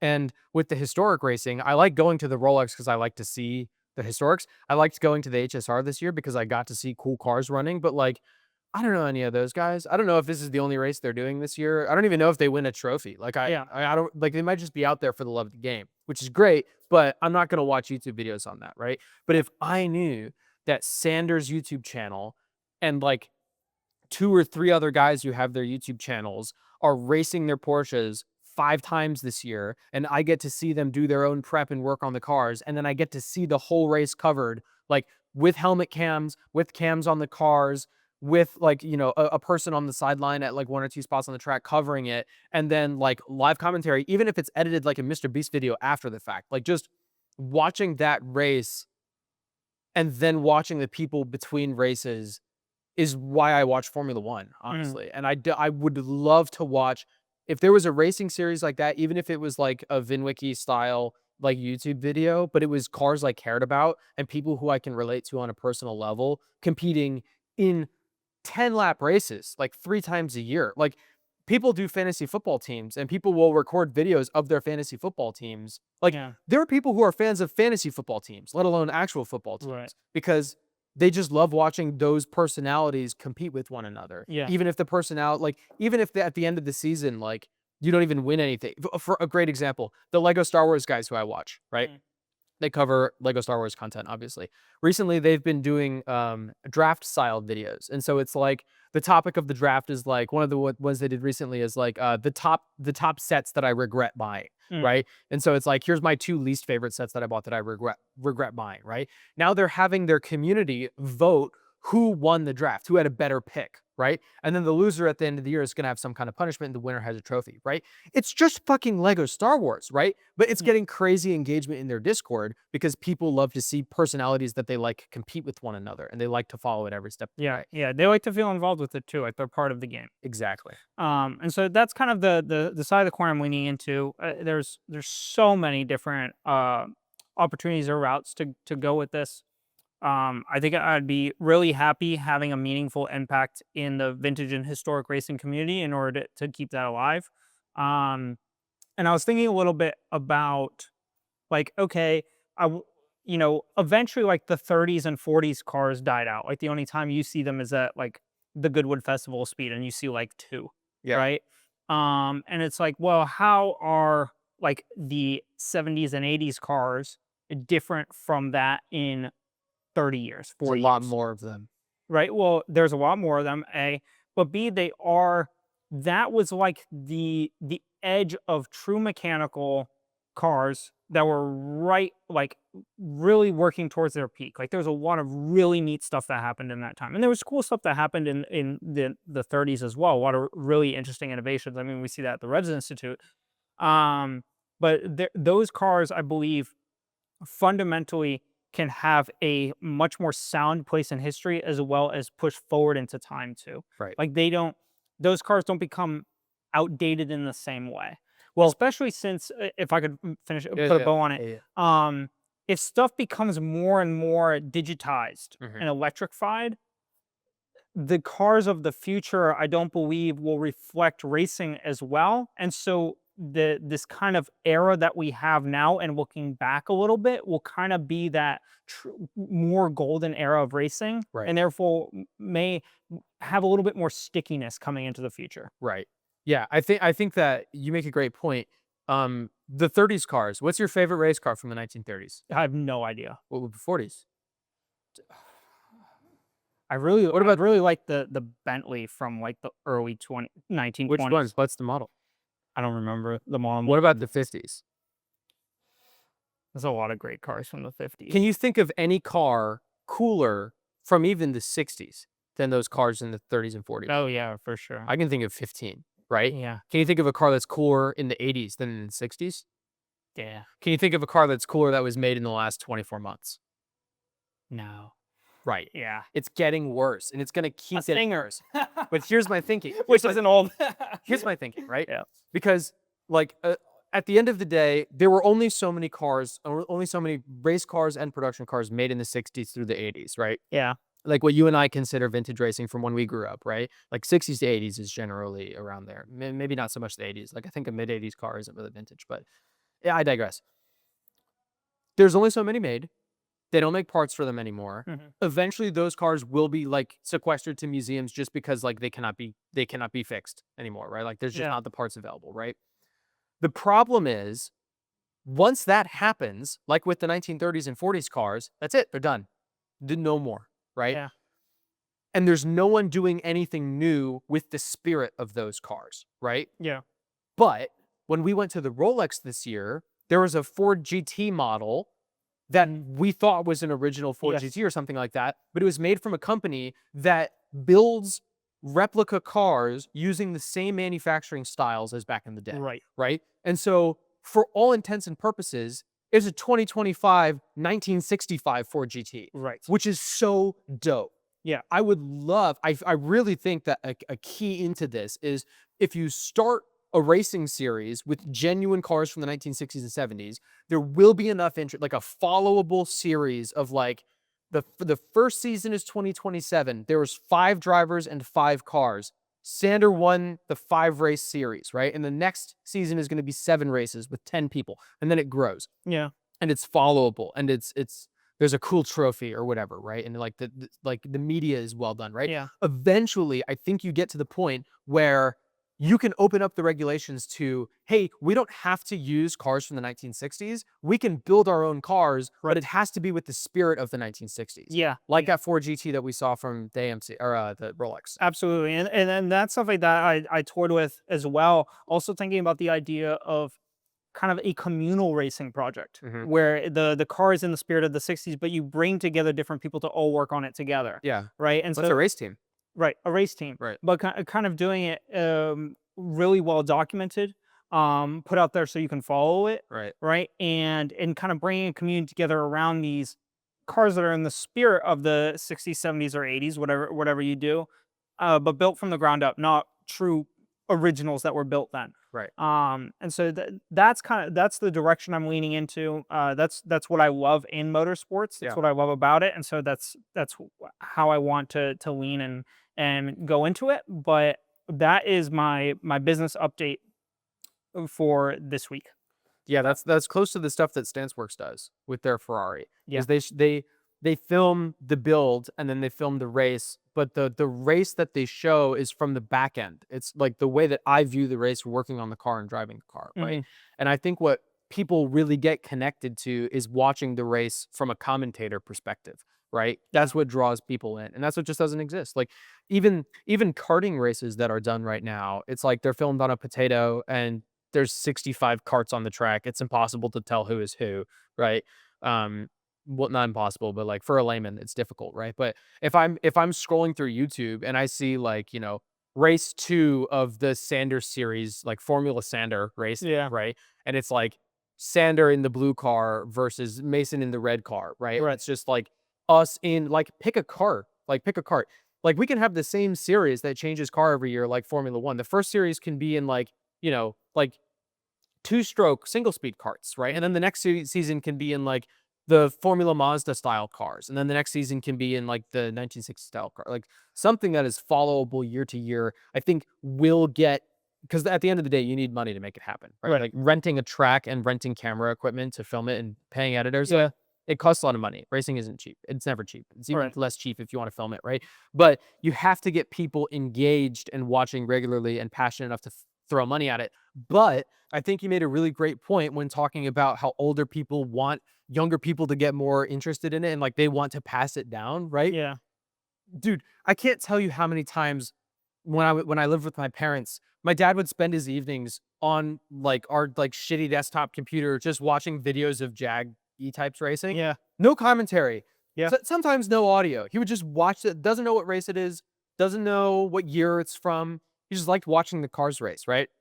And so if you made it super followable and you have your personality as a part of it, you could crowdsource. I'm Mhm. 100% certain that my dad would be the type of person where if you put like I need money to make more of these videos link at the end, he would donate for sure. Yeah. And I think a lot of older folks would not only donate, but they would call you up and they would say like, "Hey, I have some old parts that I think that your buddy could use in his car." And then Right. like they could contribute that way. But I really think that making something that is easily followable for that community and like emphasize like the only reason anybody's into these cars is because we love the racing, right? Right. We love to do the racing. But the only way to get other people into it is to share the racing part, which is why Drive to Survive was such a big deal because it made what's already great about watching Formula One racing and then it took like the most exciting parts and then shared that with people who didn't know anything Yeah. about it, right? Yeah. And so if you did a like not necessarily up to the Drive to Survive level of drama, but if you did something more along the lines of like an edited video of like a highlight reel of a race, um, and shared that on social media. And then you at the end you talked about like, hey, like, this series is just getting started, but we're going big places. We're gonna do a lot of historic stuff. We're gonna pull historics into the modern era. Um, Yeah. but not with hybrid powertrain systems or carbon Right. fiber or anything like that. Like, we want to do it the way that we love motorsport in our own way. I Yeah. think that would do really well. I think so too. And so exciting, exciting, Yeah. very cool, cool opportunities. And I'm excited to see how it develops. Yeah. So that's what I got for business this week. What do you have for your business update? I have a lot. So last week I decided to change how I'm doing my structure. And so this time I'm gonna do the open house at the end. I'm just gonna talk about the clients first. Um, so I'm moving that now because I Mhm. forgot something I was gonna do. Okay, No worries. so we're gonna start off with my sellers. So last week we left off. I'm not gonna do a full recap for all these people, because people watching all three of the people watching can just go back and watch old ones. But for you, these people, they're selling their house in Rockledge.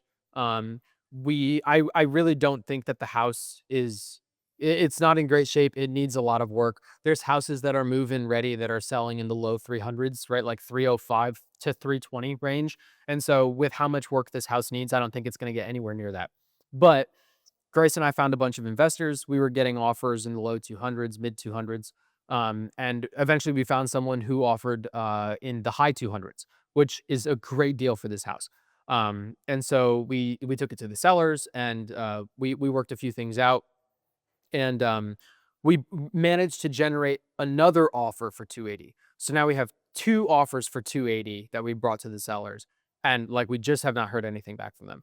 And so that's going into this week. So we messaged them again at the beginning of this week, and we leveled with them, and we were like, "Hey guys, we need a reply. Like we need an answer, right?" For a few reasons. Number one, the house is when we signed the contract, we had an MLS exclusion form for 2 weeks, which allows us to not put the house on the multiple listing service where it'll be broadcast to everybody for 2 weeks to try to find a buyer privately without having to go on market.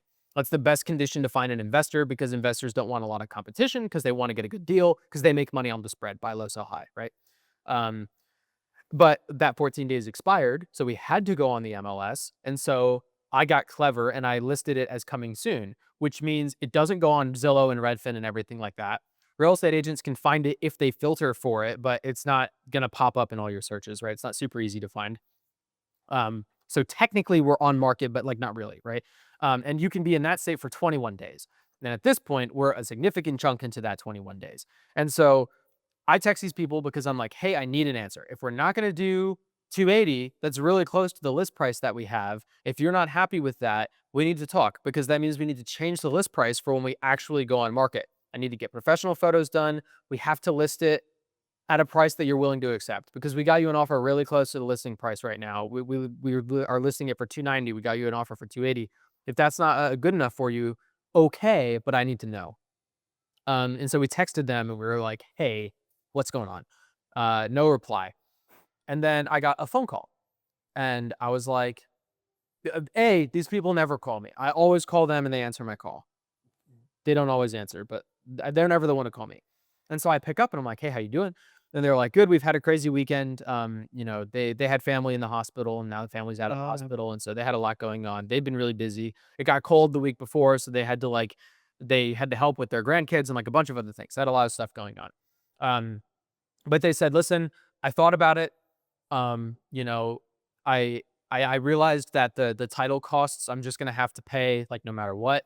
Because last week when we had generated the first offer for 280, we said, hey, here's all the title costs, roughly 5 grand in fees, and then real estate dues on top of that for agents, right? Um, and so they weren't happy about that. And so with our second offerers for 280, we managed to negotiate the buyer agent commission down, which saves our sellers money, and they negotiated that the title company waive their fee, which is several $100s, to save them even more money. So we went back to them and we said, hey, listen, title fees are not negotiable. Getting a real estate agent to go down on their commission is like nigh on impossible because we're doing this to get paid, right? This is the best offer that we can generate right now. If you want a better offer, we have to go on market, we have to have good photos, and you have to temper your expectations, right? And so they said, hey, we thought about it. I think that you make some good points. Let's just go with the 280, with the whatever's going to get us the most money. And I said, okay, sounds good. We'll send you the paperwork. We'll get it signed. We're good to go. And so we went under contract, and that was on Tuesday this week. So what going under contract means is a buyer has made an offer. We accepted that offer. Now the buyer has, usually it's like a week, to get inspectors out at the house, look at it, make sure that the house that they're buying is the same house that they made their offer on. Because if I offer you 500,000 for your house, I go in there and I find out that your sink has been leaking for 3 years and there's water damage under the whole foundation, it's not worth 500K anymore. And so at that point, the buyer can either exit the deal with no penalty and leave, or I can say, listen, bud, I was going to offer 500. Now you've got a bunch of water damage. It's going to take 100 grand to fix. Will you take 400? And then we negotiate again, right? Not uncommon for people to agree to an offer, go under the inspection period, and then nickel and dime on things, right? And that's when it gets a little hairy because real estate agents could really easily say, for example, the first house that I sold, it was priced really well at 285, right? And we wound up going under contract at 285 with competition. They had signed a backup offer. Like we were not the only ones bidding on that house, which generally means it was listed at a good price, right?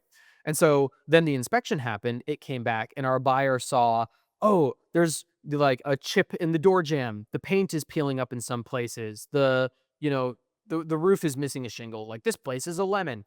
And so we totaled everything up and we were like, he was like, what's it going to cost to fix everything? And we were like, everything? And he was like, yeah. And so we did, and it was going to cost like 40 grand. And he was like, okay, cool. Let's ask for 40 grand off the house. And I was like, hey, that's not how this works. They priced it at 285, knowing that there were all of these problems. None of these problems you didn't know about when we went and saw the house, right? There were 2 issues in that house that we didn't know about ahead of time, right? We said this house is competitively priced. That's why we had to compete with a bunch of other offers. It's a good price. Let's ask for concessions on these 2 things. And so our buyer conceded on that. The sellers conceded. We made it work, right? But generally speaking, that's how an inspection period works, right? With this house in particular, the one I'm selling right now, we had told the sellers up front, we should try to get an offer from an investor who is not going to need an inspection period because we don't know what's wrong with the house. It could be anything. We're not sure. As soon as they do an inspection and they figure out what's wrong with it, if there's a big issue and they don't want to buy it, now we have to put that in our Facebook Marketplace listing from here on. So anybody who looks at our house is going to know what big issues it has.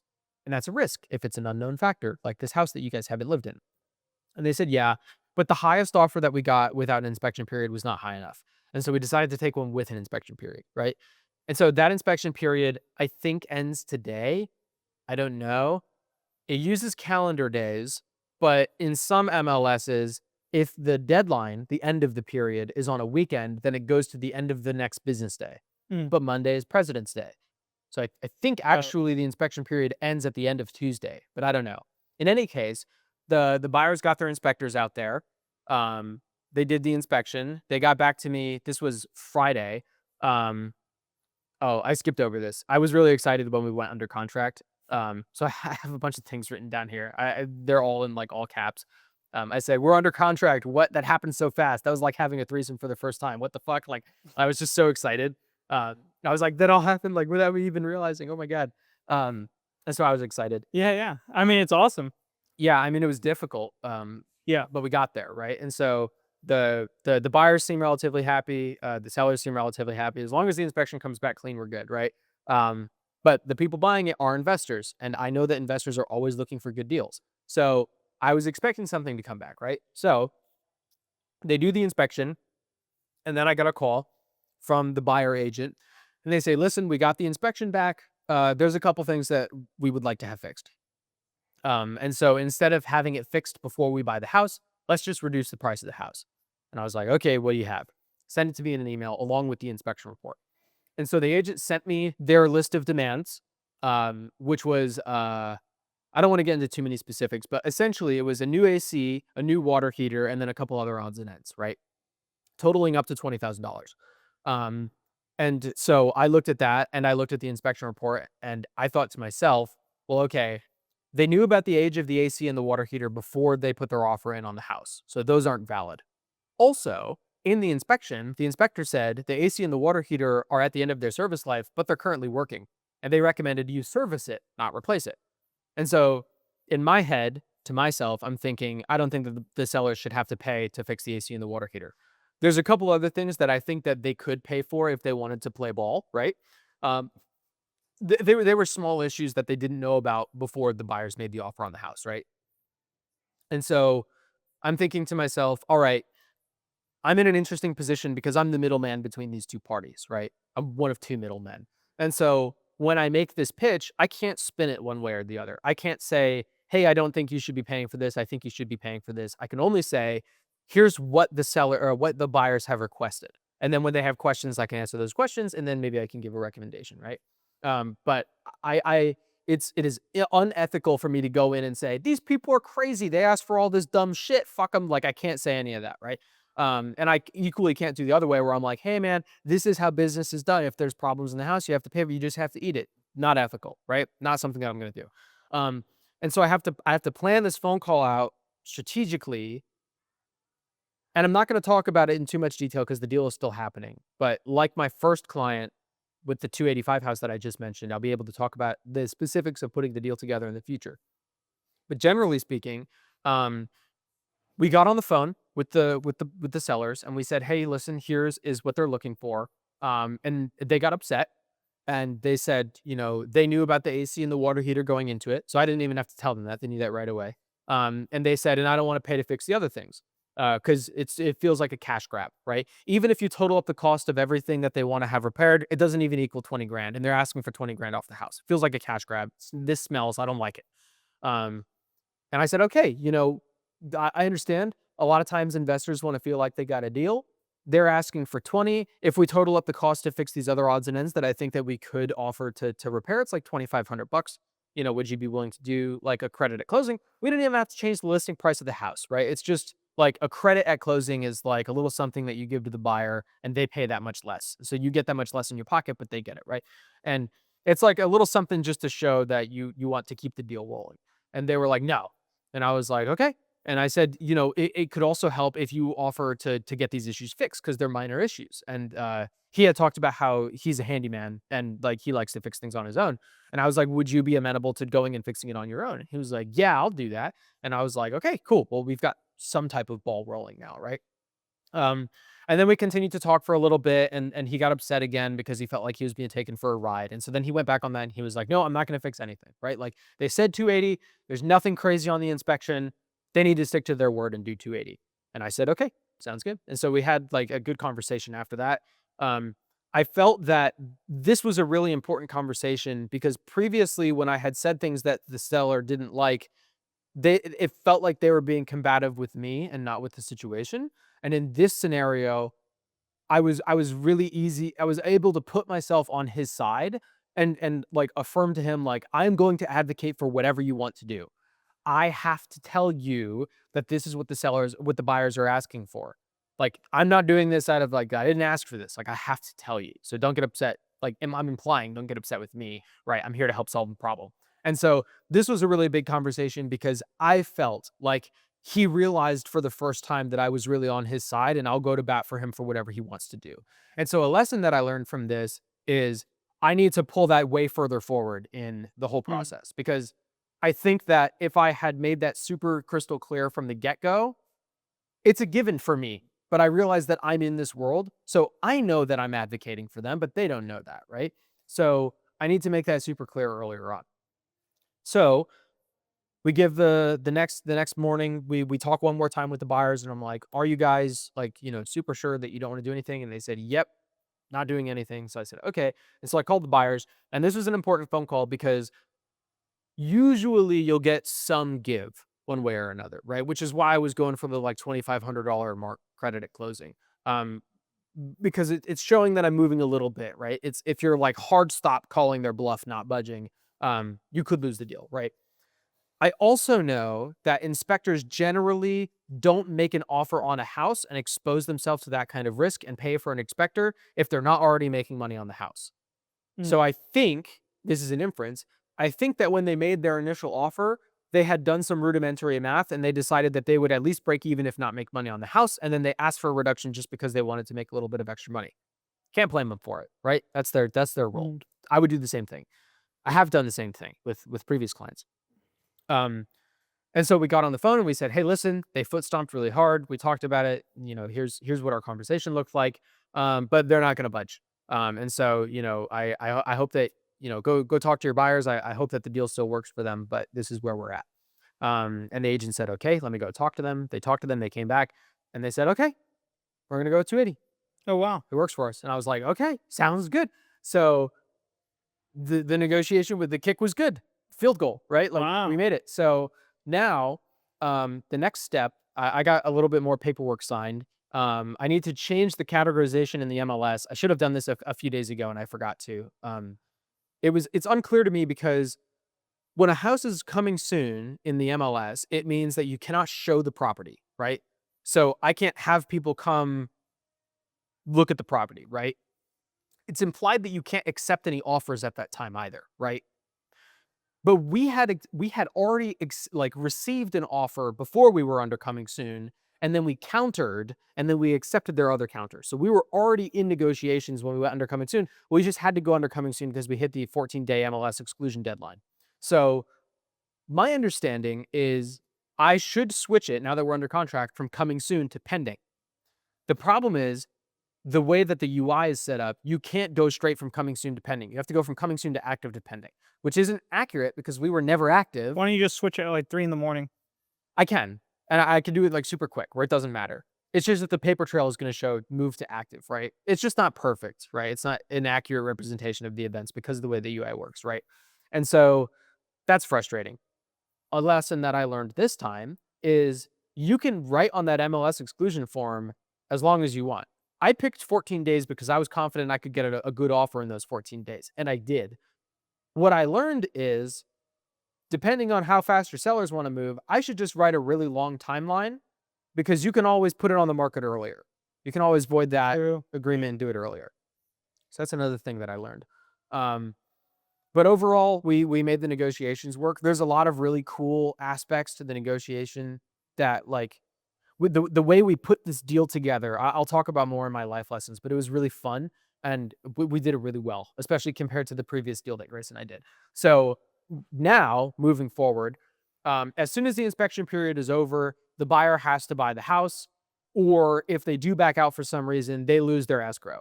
So they put a little money down, a third party holds it, and then if you bail out for some reason, the seller gets that money, right? Um, but I don't think these people are going to do it. They have a good track record for buying homes, so I think it's low risk. So right now our closing is scheduled for not this upcoming week, but the one after that. And we can move that if the sellers are available to come to the county to do it. There's actually a couple other things. I am wondering if this title company allows electric closing because they could sign online and then do it whenever they want. So I have a couple things to look into today. This development happened yesterday. Okay. So we are good to go. Awesome. So Very so far cool. so good. If the inspection period actually ends today, then actually no, it would have ended yesterday. It's either done already or it's not done till Tuesday. In any case, I'm not really worried about it. I'm happy with where we're at. I think we're good. So, that's my seller update. It's going well. Cool. Very nice. I need a drink real quick. Yay, house. Yeah. There you go. So this sale, it's roughly the same price as the house I sold at the beginning of last year, but I'm listing it instead of buying it. So I get 3.5% compared to 2.5%. So with this sale, including the other apartment stuff I helped with last year, I'll already have made more this year than I did last year. Cool. Which is good. And so I need to place a big emphasis on not having a 9 or 10 month gap between sales. I need more. So now let me move on to the rest of my clients. So buyer number 1, they're still waiting for their permanent station change orders from the military to move to Patrick. So we have not started looking at houses for them yet. My renter slash buyer, I don't have an update for. Their life developments are complicated. I don't know what their situation is. I kind of don't want to touch it with a 10-foot pole. Might have to just burn that lead. Shit happens, right? Not a big deal about that one. I won't say anything else. Buyer number 3, we put them in touch with a lender to get a bridge loan because they're selling their current like $350,000 house to buy like a $650,000 house. And they were wondering how that works. And the answer to that is there's a couple of different ways that you can finance it, but a common one is you basically get a loan equal to the amount that your current house is worth you live in.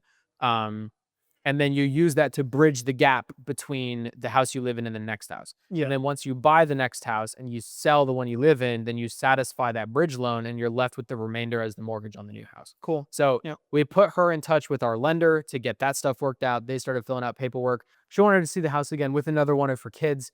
And then they canceled at the last second. So we rescheduled for the next day and then they canceled again. And we haven't rescheduled since then. So I'm not sure. I think that they're busy. So we have to get on top of them and make sure that they know if they want to buy a home, we have to move quicker than the first time that we did this with them.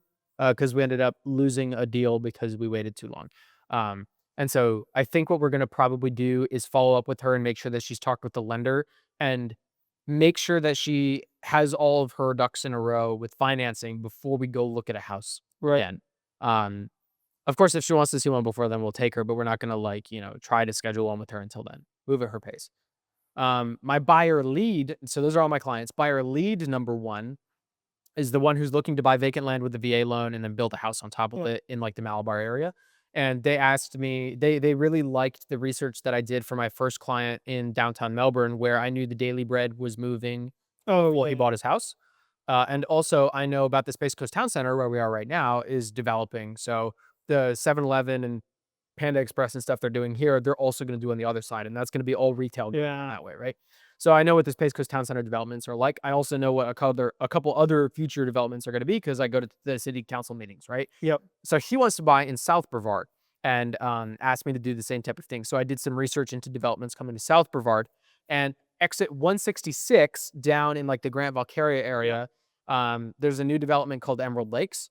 That's a housing development.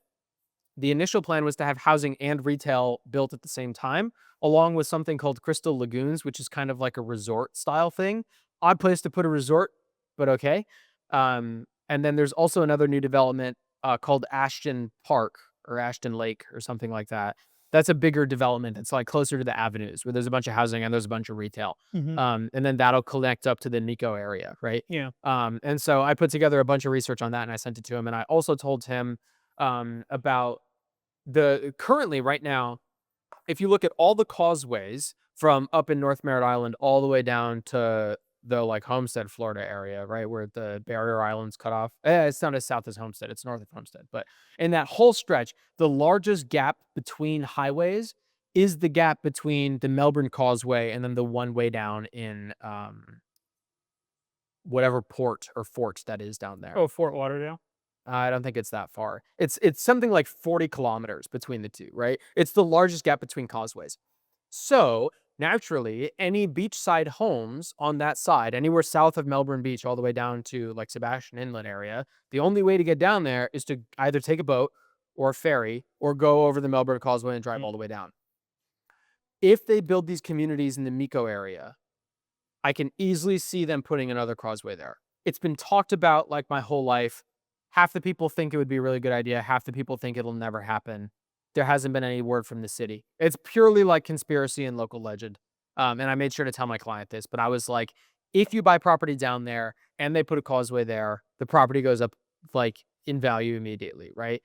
Grace's dad is looking at buying a place around here, beachside, and I was like, if you pick right there and they put a causeway in, then your property value goes up. But as for right now, there's nothing in the works.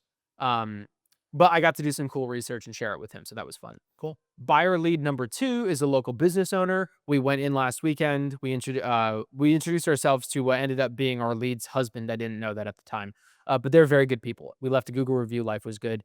And so then we texted an introduction and we said, hey, we got your contact information as a lead, but instead of just texting you, we wanted to support your business. And then they were like, oh, that's so funny. We didn't even realize that was you. My husband had a wonderful time talking to you. They're super polite. They seem like really good people. Cool. And they said, we've got family in town. Let's reconnect in a week or two. No worries. So that lead is rolling. Buyer lead number 3 is my first client's friend who wants to get a VA loan on a home. And I asked if he wanted to meet up for dinner sometime. No motion there. So no update with him. Buyer lead number 5 is moving down here from New York looking for a tiny home. We scheduled a showing for Friday and showed the tiny home as like a virtual walkthrough. And they liked it. We also showed them a couple of vacant plots in the same area. And I think that they are ready to move forward on buying that home, the tiny home. And so they, similar to our other client, have to talk to a lender and figure out what they're going to do with bridge loans and stuff like that. Yeah. Or if they're not doing a bridge loan, maybe a HELOC, creative financing. And so Grace is communicating with them and their lender and the agent selling the property to see if they're receptive to creative financing to get that deal done. But that deal could be moving forward too. And then I have a rental lead who's a friend of mine from when I was interning at Northrop Grumman. He went and worked in California for a little while. Now he's coming back here, right? And so I opened up my apartment spreadsheet and I found the apartments that fit his criteria and sent it to him. I also updated all of the apartment info. So like this place rents out 1 bed, 1 bath, 2 bed, 2 baths, 3 bed, 2 baths, right? And I listed the lowest price for each of those units in my spreadsheet, right? And across the board, 90% of rents have gone down in the last year Oh, wow. by not a huge margin, less than 10%, but like 2 to 5%. All of them Oh, have wow. gone down except for one, which is the one that our mutual friend lives in. Oh, I've already told you about this. They were renting out 1 bed, 1 baths last year for as low as 1,500. Now the lowest you can get is like 1,800, and they go as high as 2,100. that's insane. You can get a 3 bed, 2 bath, or I'm sorry, you can get a 2 bed, 2 bath on the first floor for less than a 1 bed, 1 bath on the top floor in that apartment. Wow. It's crazy. That's the only one that has gone up significantly. And I was a little worried about this one because I know someone who lives here who recently he signed a really good deal when he signed his lease a year ago. And now they're coming around because his lease is up and they were going to increase his rent. Um, and he wanted to move out. And so I was worried for a second that my rent was going to go up because my lease is up in the summer. But when I looked at it, they're renting out 1 bed, 1 baths for less than what mine is right now. Got it. Presumably those are on the first floor and I don't live on the first floor. So like, you know, I think I'm okay. But I have a lot of leverage going into negotiations with them to like, I probably won't be able to decrease my rent, but I'm definitely think I'm safe for an increase. There's another Integra apartment complex literally across the street, and they're doing 1 bed, 1 baths for 1,500 a month. Oh, So I think I'm fine. Oh. At some point, I'll go in and I'll do negotiations. I actually don't know what time of year is best for rent rates. I should look into that. I'm sure I can find a tool that has a graph, but I should figure out when the lowest is, and then I should go negotiate my lease then. But anyways, those are all my lead updates. The rental guy has to get back to me on which ones he likes, and then I'll go do a virtual walkthrough, whatever, right? Um, so open house number 37 didn't happen. We were trying to schedule one last weekend and early this week, and we had agents not reply to us. And so we had to reach out to a new agent every day until Thursday. And then they were like, let me get back to you. And I was like, okay. And then Friday morning, they were like, hey, not going to happen this weekend. You can do it next weekend. And so Grace told me Friday morning, and she was like, what do you want to do? And I was like, let me think about it. Because I've done 36 open houses. I've gotten 0 closings from that. I've also gotten 0 leads from that. Like I haven't even had people who like we've gone and looked at houses together, right? Or even talked about it. I've gotten literally nothing, right? All I've gotten is a better understanding of what homes are like in certain cities. I've gotten to see cities in those areas, right? I get social media content to post. That's valuable, right? But it's not generating leads. the people who I've texted from high school using the method that I talked about in last week's podcast, I've gotten really good conversations from. I haven't gotten any clients yet. I haven't even gotten any leads yet, but I do have conversations started that I can circle back to later, right? I have engagement. And I started thinking about it and I was like, okay, I think it's probably a better idea to do open houses every other weekend to still keep my finger on the pulse, but use my Saturdays to do something different. And so I started thinking about what it is I wanted to do. And with this closing coming up, knock on wood, presuming we close and I get money, I want to use most of that paycheck for advertising to get another deal, Mm. right? And so when I'm thinking about what type of advertising I want to do, mailers and postcards are cool, but you have to mail like 5 times to get someone to reply, and even then, it's not a guarantee. Um, you can do like a billboard, which I'm not a huge fan of. The best one is Facebook ads. I think generally speaking, Facebook Yeah. ads and boosting posts are the best. Um, and so I think that's probably where I'm going to put my money into. I'm going to use some amount of money to buy more T-shirts and like gifts to give away to people because I notice a lot of people like the koozie that I have. I bring the koozie into like 7-Eleven and Walgreens when I buy stuff, and they always mention the koozie, and people around town see me with it, and they mention it too. I want to have ones on hand all the time to give away to them, right? I just want more merch. I want merch, but most of the money is going to go to Facebook ads. And so when I think about what kind of Facebook ads I want to make, I don't want to put money behind my first take. I want to practice stuff ahead of time. This is kind of something similar to what I was doing with the like go around town and do like a video summary type thing a while ago, but a little bit different. And so I was talking to Tyler, our real estate friend, on the phone, and he was like, "Oh, I saw a lot of success with ads that were like." Um, Tailored toward first time home buyers saying like, "Hey, I can get you into a house for $1,000." Which I'm not a huge fan of for a couple reasons, but chief amongst them is I don't want to trick someone into thinking they can afford a house if they can't, right? Number one, the last house I want to sell is the one that I have to sell because I convinced the client to buy it and they couldn't afford it and they defaulted, right? Last house I want to sell. But I might have found an interesting niche because the rental client who I was helping find a house, at first he wanted to rent a home with like 2 or 3 other friends and split the lease with them. But that deal fell apart because one of his friends didn't have the money to close the lease, right? Mm. And so then he asked, "Could I afford to buy a home and then rent rooms out to my friends?" And I was like, "Yeah, actually my first client did that." That's exactly what he did. He was renting the house from his dad and then he bought a house and then he is now renting rooms out to his friends, right? Um, and I thought, "Oh, that's interesting," because people love to complain about landlords and how expensive rent is, and they complain about the ladder until you tell them that you can buy the ladder, and then they're all for it, right? And so then I thought, actually, I've worked with multiple clients that have done this now, and they have found success with it. My first client does really well. And so I wonder if I could make an even more compelling Facebook ad instead of saying these people bought a house for $1,000, which is technically possible, but it's rare, right? That's a hook to get people interested. And now you're talking to my lender, and now we're moving forward, right? Instead, I could say, like John was paying like $1,800 a month in rent at an apartment, and now he gets paid $300 a month to own a home. And that's a powerful ad Mm. because a lot of people don't mind living with roommates. A lot of people have to live with roommates anyways, right? If you own the home, that's even better. And if you buy a new build for a decent price at a good Interest rate. interest rate, thank you, you don't have to worry about a lot of upkeep for the first like 10, Right. 15 years, right? And so you can have pretty low overhead. And even if you have to pay a couple $100 a month, like for example, if your monthly rent or if your mortgage is like 2,600, it's a 4 bed and you rent out 3 of the rooms for 800 a piece, you pay $200 a month. But now you're paying $200 a month to own your own home. And if you were previously paying 1,800 to live in an apartment, you're actually saving $1,600 a month compared to your last True. situation. So that could be a really compelling ad. And so I had that idea when I was on the phone with Tyler, and I was like, that could be an actually really interesting niche because then I can help people who are currently struggling with rent, didn't think that they would ever be able to own a home, and I can help make it affordable to them. Right. That is a client that I would be happy to help. Mhm. And that is a client that I'm not lying to. I'm genuinely opening Right. their eyes to the possibilities. And so that is a niche that I think I'm really interested in working in. I've also realized the clients that I've had the least amount of success with are the ones that don't reply to me. And I've noticed that the clients that don't reply to me in a timely fashion are older. And if I'm working with someone who wants to own a house to rent out to their friends, they're likely under 40, meaning that they're likely going to be answering me quicker. at least with the data that I have so far. And that's valuable to me. So if I can work with the clientele who I tend to work a little bit easier with, and I can really genuinely help them, that's a recipe for success for me. So instead of doing open houses, I kind of got off topic here.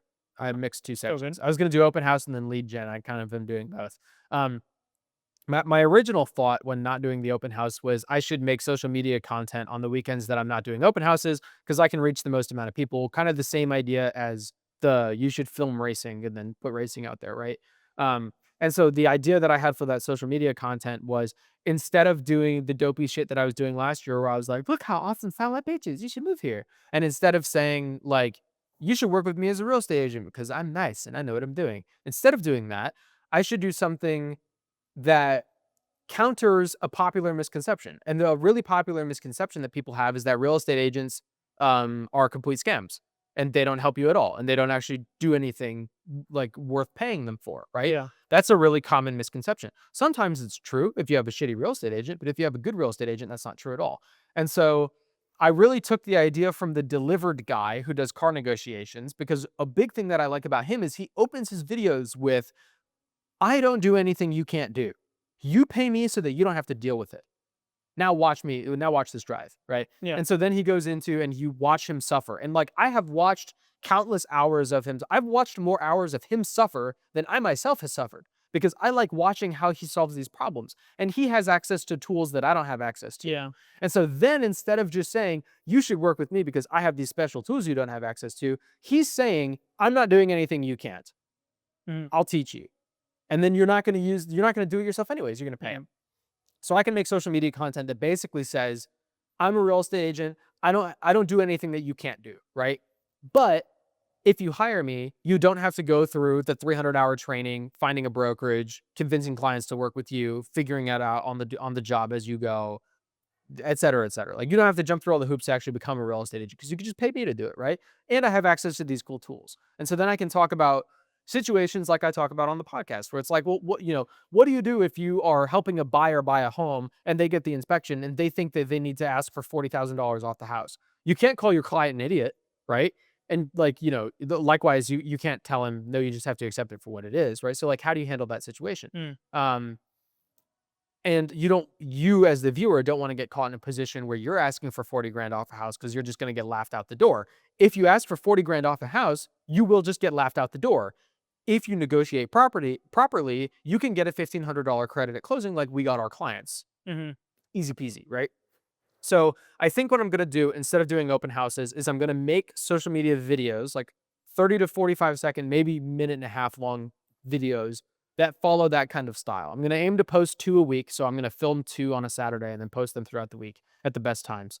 And then I'm going to start working on an ad for Facebook. I don't know if it's going to be a static ad or a video ad. I think it might be a video ad because I think those tend to convert better. Yeah. But then that's what I'm going to funnel my money into from this real estate closing. Cool. So that is my business update. Very nice. What lessons did you learn this week? I actually didn't write down a lesson this week. I was thinking about it and I was like, what did I learn this week? And I was like, I don't really know. But I think I could say, if I could say anything, I'd say that um, I'm starting to realize that if I don't work more, I will drive myself insane. Yeah. And so I've taken a little bit of time to breathe and think, and I think I've gotten to a good spot where I'm glad that I did because I don't know if I would have otherwise taken the time to like figure out what or find information about the niche I'm looking into as much as I have, right? I may have just gotten lucky, but I'm glad that I took a little bit of time to listen to the podcast and research a little bit and dig into that. But I think it's time to get back a little bit more towards hands-on tangible work. You would have So you would have also maybe second guessed yourself in thinking maybe I don't have the right niche if you rushed into it, right? yeah. And so I'm glad that I did that. So I guess my lesson for this week would be to start a more active side of my work and efforts towards that. And also, random update. I got my first W-2 paycheck. It was half of a paycheck, Oh, nice. but I got that Congratulations. this week. So that was a Good feeling. nice feeling to Yeah. like have income. Wow. Yeah. But yeah, that's kind of a lesson learned, generally speaking. Yeah. To wrap up my week. But what It's a do good you lesson. have for this week for lessons learned? I have a really good one, and I don't really know how much I can talk about it. It's difficult because when I'm in, I have a great one. Stay tuned for next week's episode. well, it's not I'm even just next week. kidding. Here's the thing.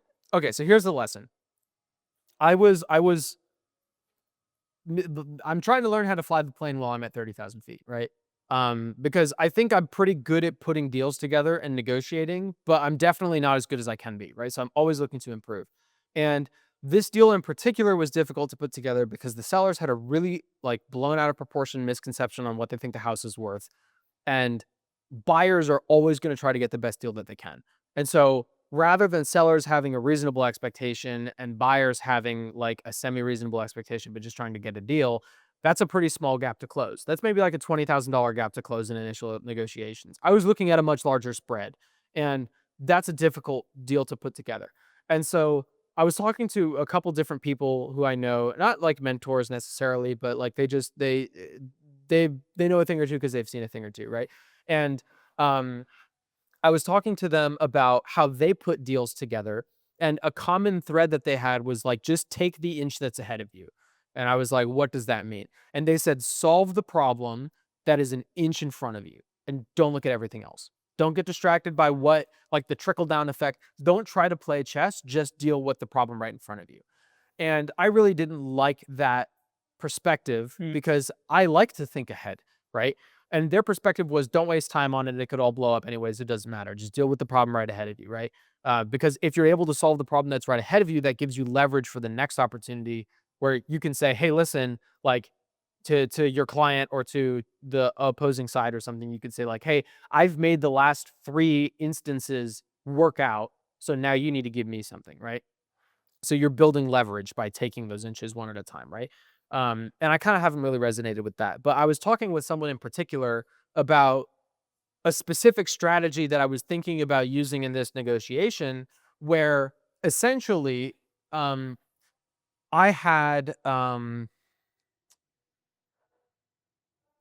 I had made a move, and I was waiting for that move to be countered, and I had an idea of something that I could do that would make your counter more favorable for me, right? And so I was talking with my mentor and I was like, I made my counter. I'm waiting for them to get back to me. I'm locked and loaded and ready to go. Let me take the shot before they even counter. And they said, no, don't do that. Wait. And I was like, why? Like I have it ready to go. And they said, rather than preemptively taking action, let your opponent consider, decide, and then execute their move. Let them fully counter you, right? Then counter back with the thing that you already have ready to go, right? And I was like, but why not just do it now and save time, right? Because like uh, have you ever seen that Office clip where they're playing chess and like Jim like reaches out and he like tries to move a piece and the other guy goes, no, because if you do that, I'm gonna do this, and if you do this, then I'm gonna do that, and then if you do that, then it's checkmate. And then Jim's like, oh, right. I was thinking from that perspective where I was like, if I just throw everything I have at them, then they'll concede entirely and they'll just give me what I want them done. Right. But that's not how negotiations work. And they explain this to me in a really interesting way, which is because making my move preemptively just makes the puzzle a little more complicated for you, but it's not viewed as a loss. It just means that you have to be smarter with the next move that you make. Right. But if you make a move, it's because you think that it's going to work. And then if I counter you really quickly, you view that as a loss because you've already put yourself out there. You've already made a move. You've already asked something of me. And then I've countered right away. And so now you feel like, oh, fuck, like, do I want to ask again? Like, am I going to put myself even more out there? Right. Now you're suffering a loss.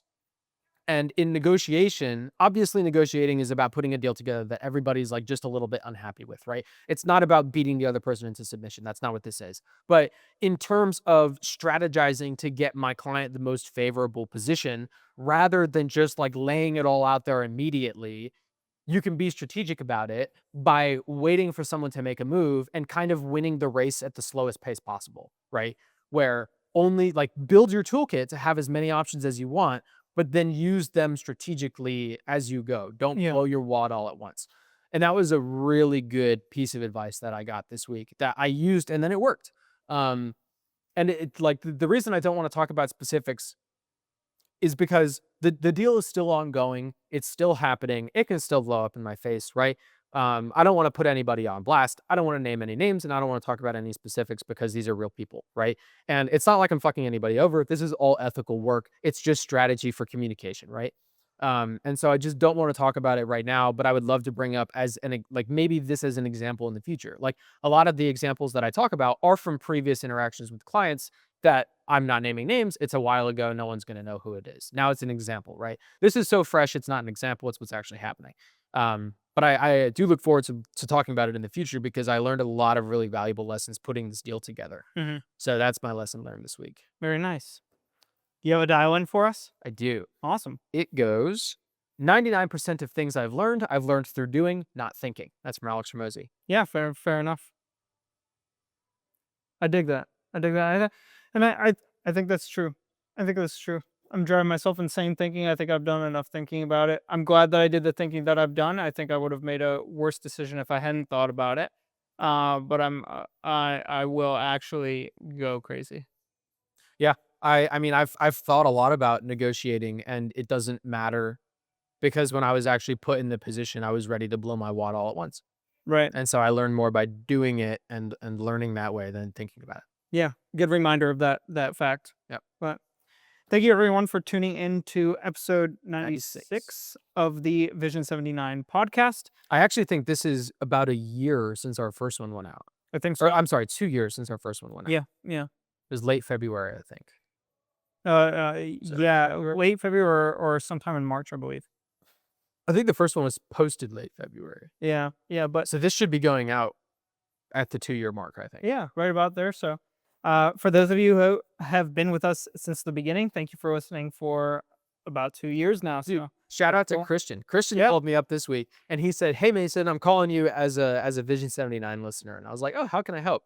And he was like, "You told a story on the podcast a little while ago, and I have a mutual friend who's going through something similar right now, and I was wondering if you guys were in the same situation." And I was like, "Yes, I was." And he was like, "Okay, cool." And he knew because it was a particular situation, but I didn't name any names on the podcast, and I told that to him and his friend. I was like, "I'm not here to put anybody on blast. I'm just here to share my life experience." And that experience went on to help them in that situation. That helped inform them to be better informed going into what they were doing. Nice. So thank you, Christian, for listening because we're both able to help other people because you watch. So, yeah. That's my thing. Very cool. Well, thank you for tuning in. Hope you have a great week coming up this week, and we'll see you next time.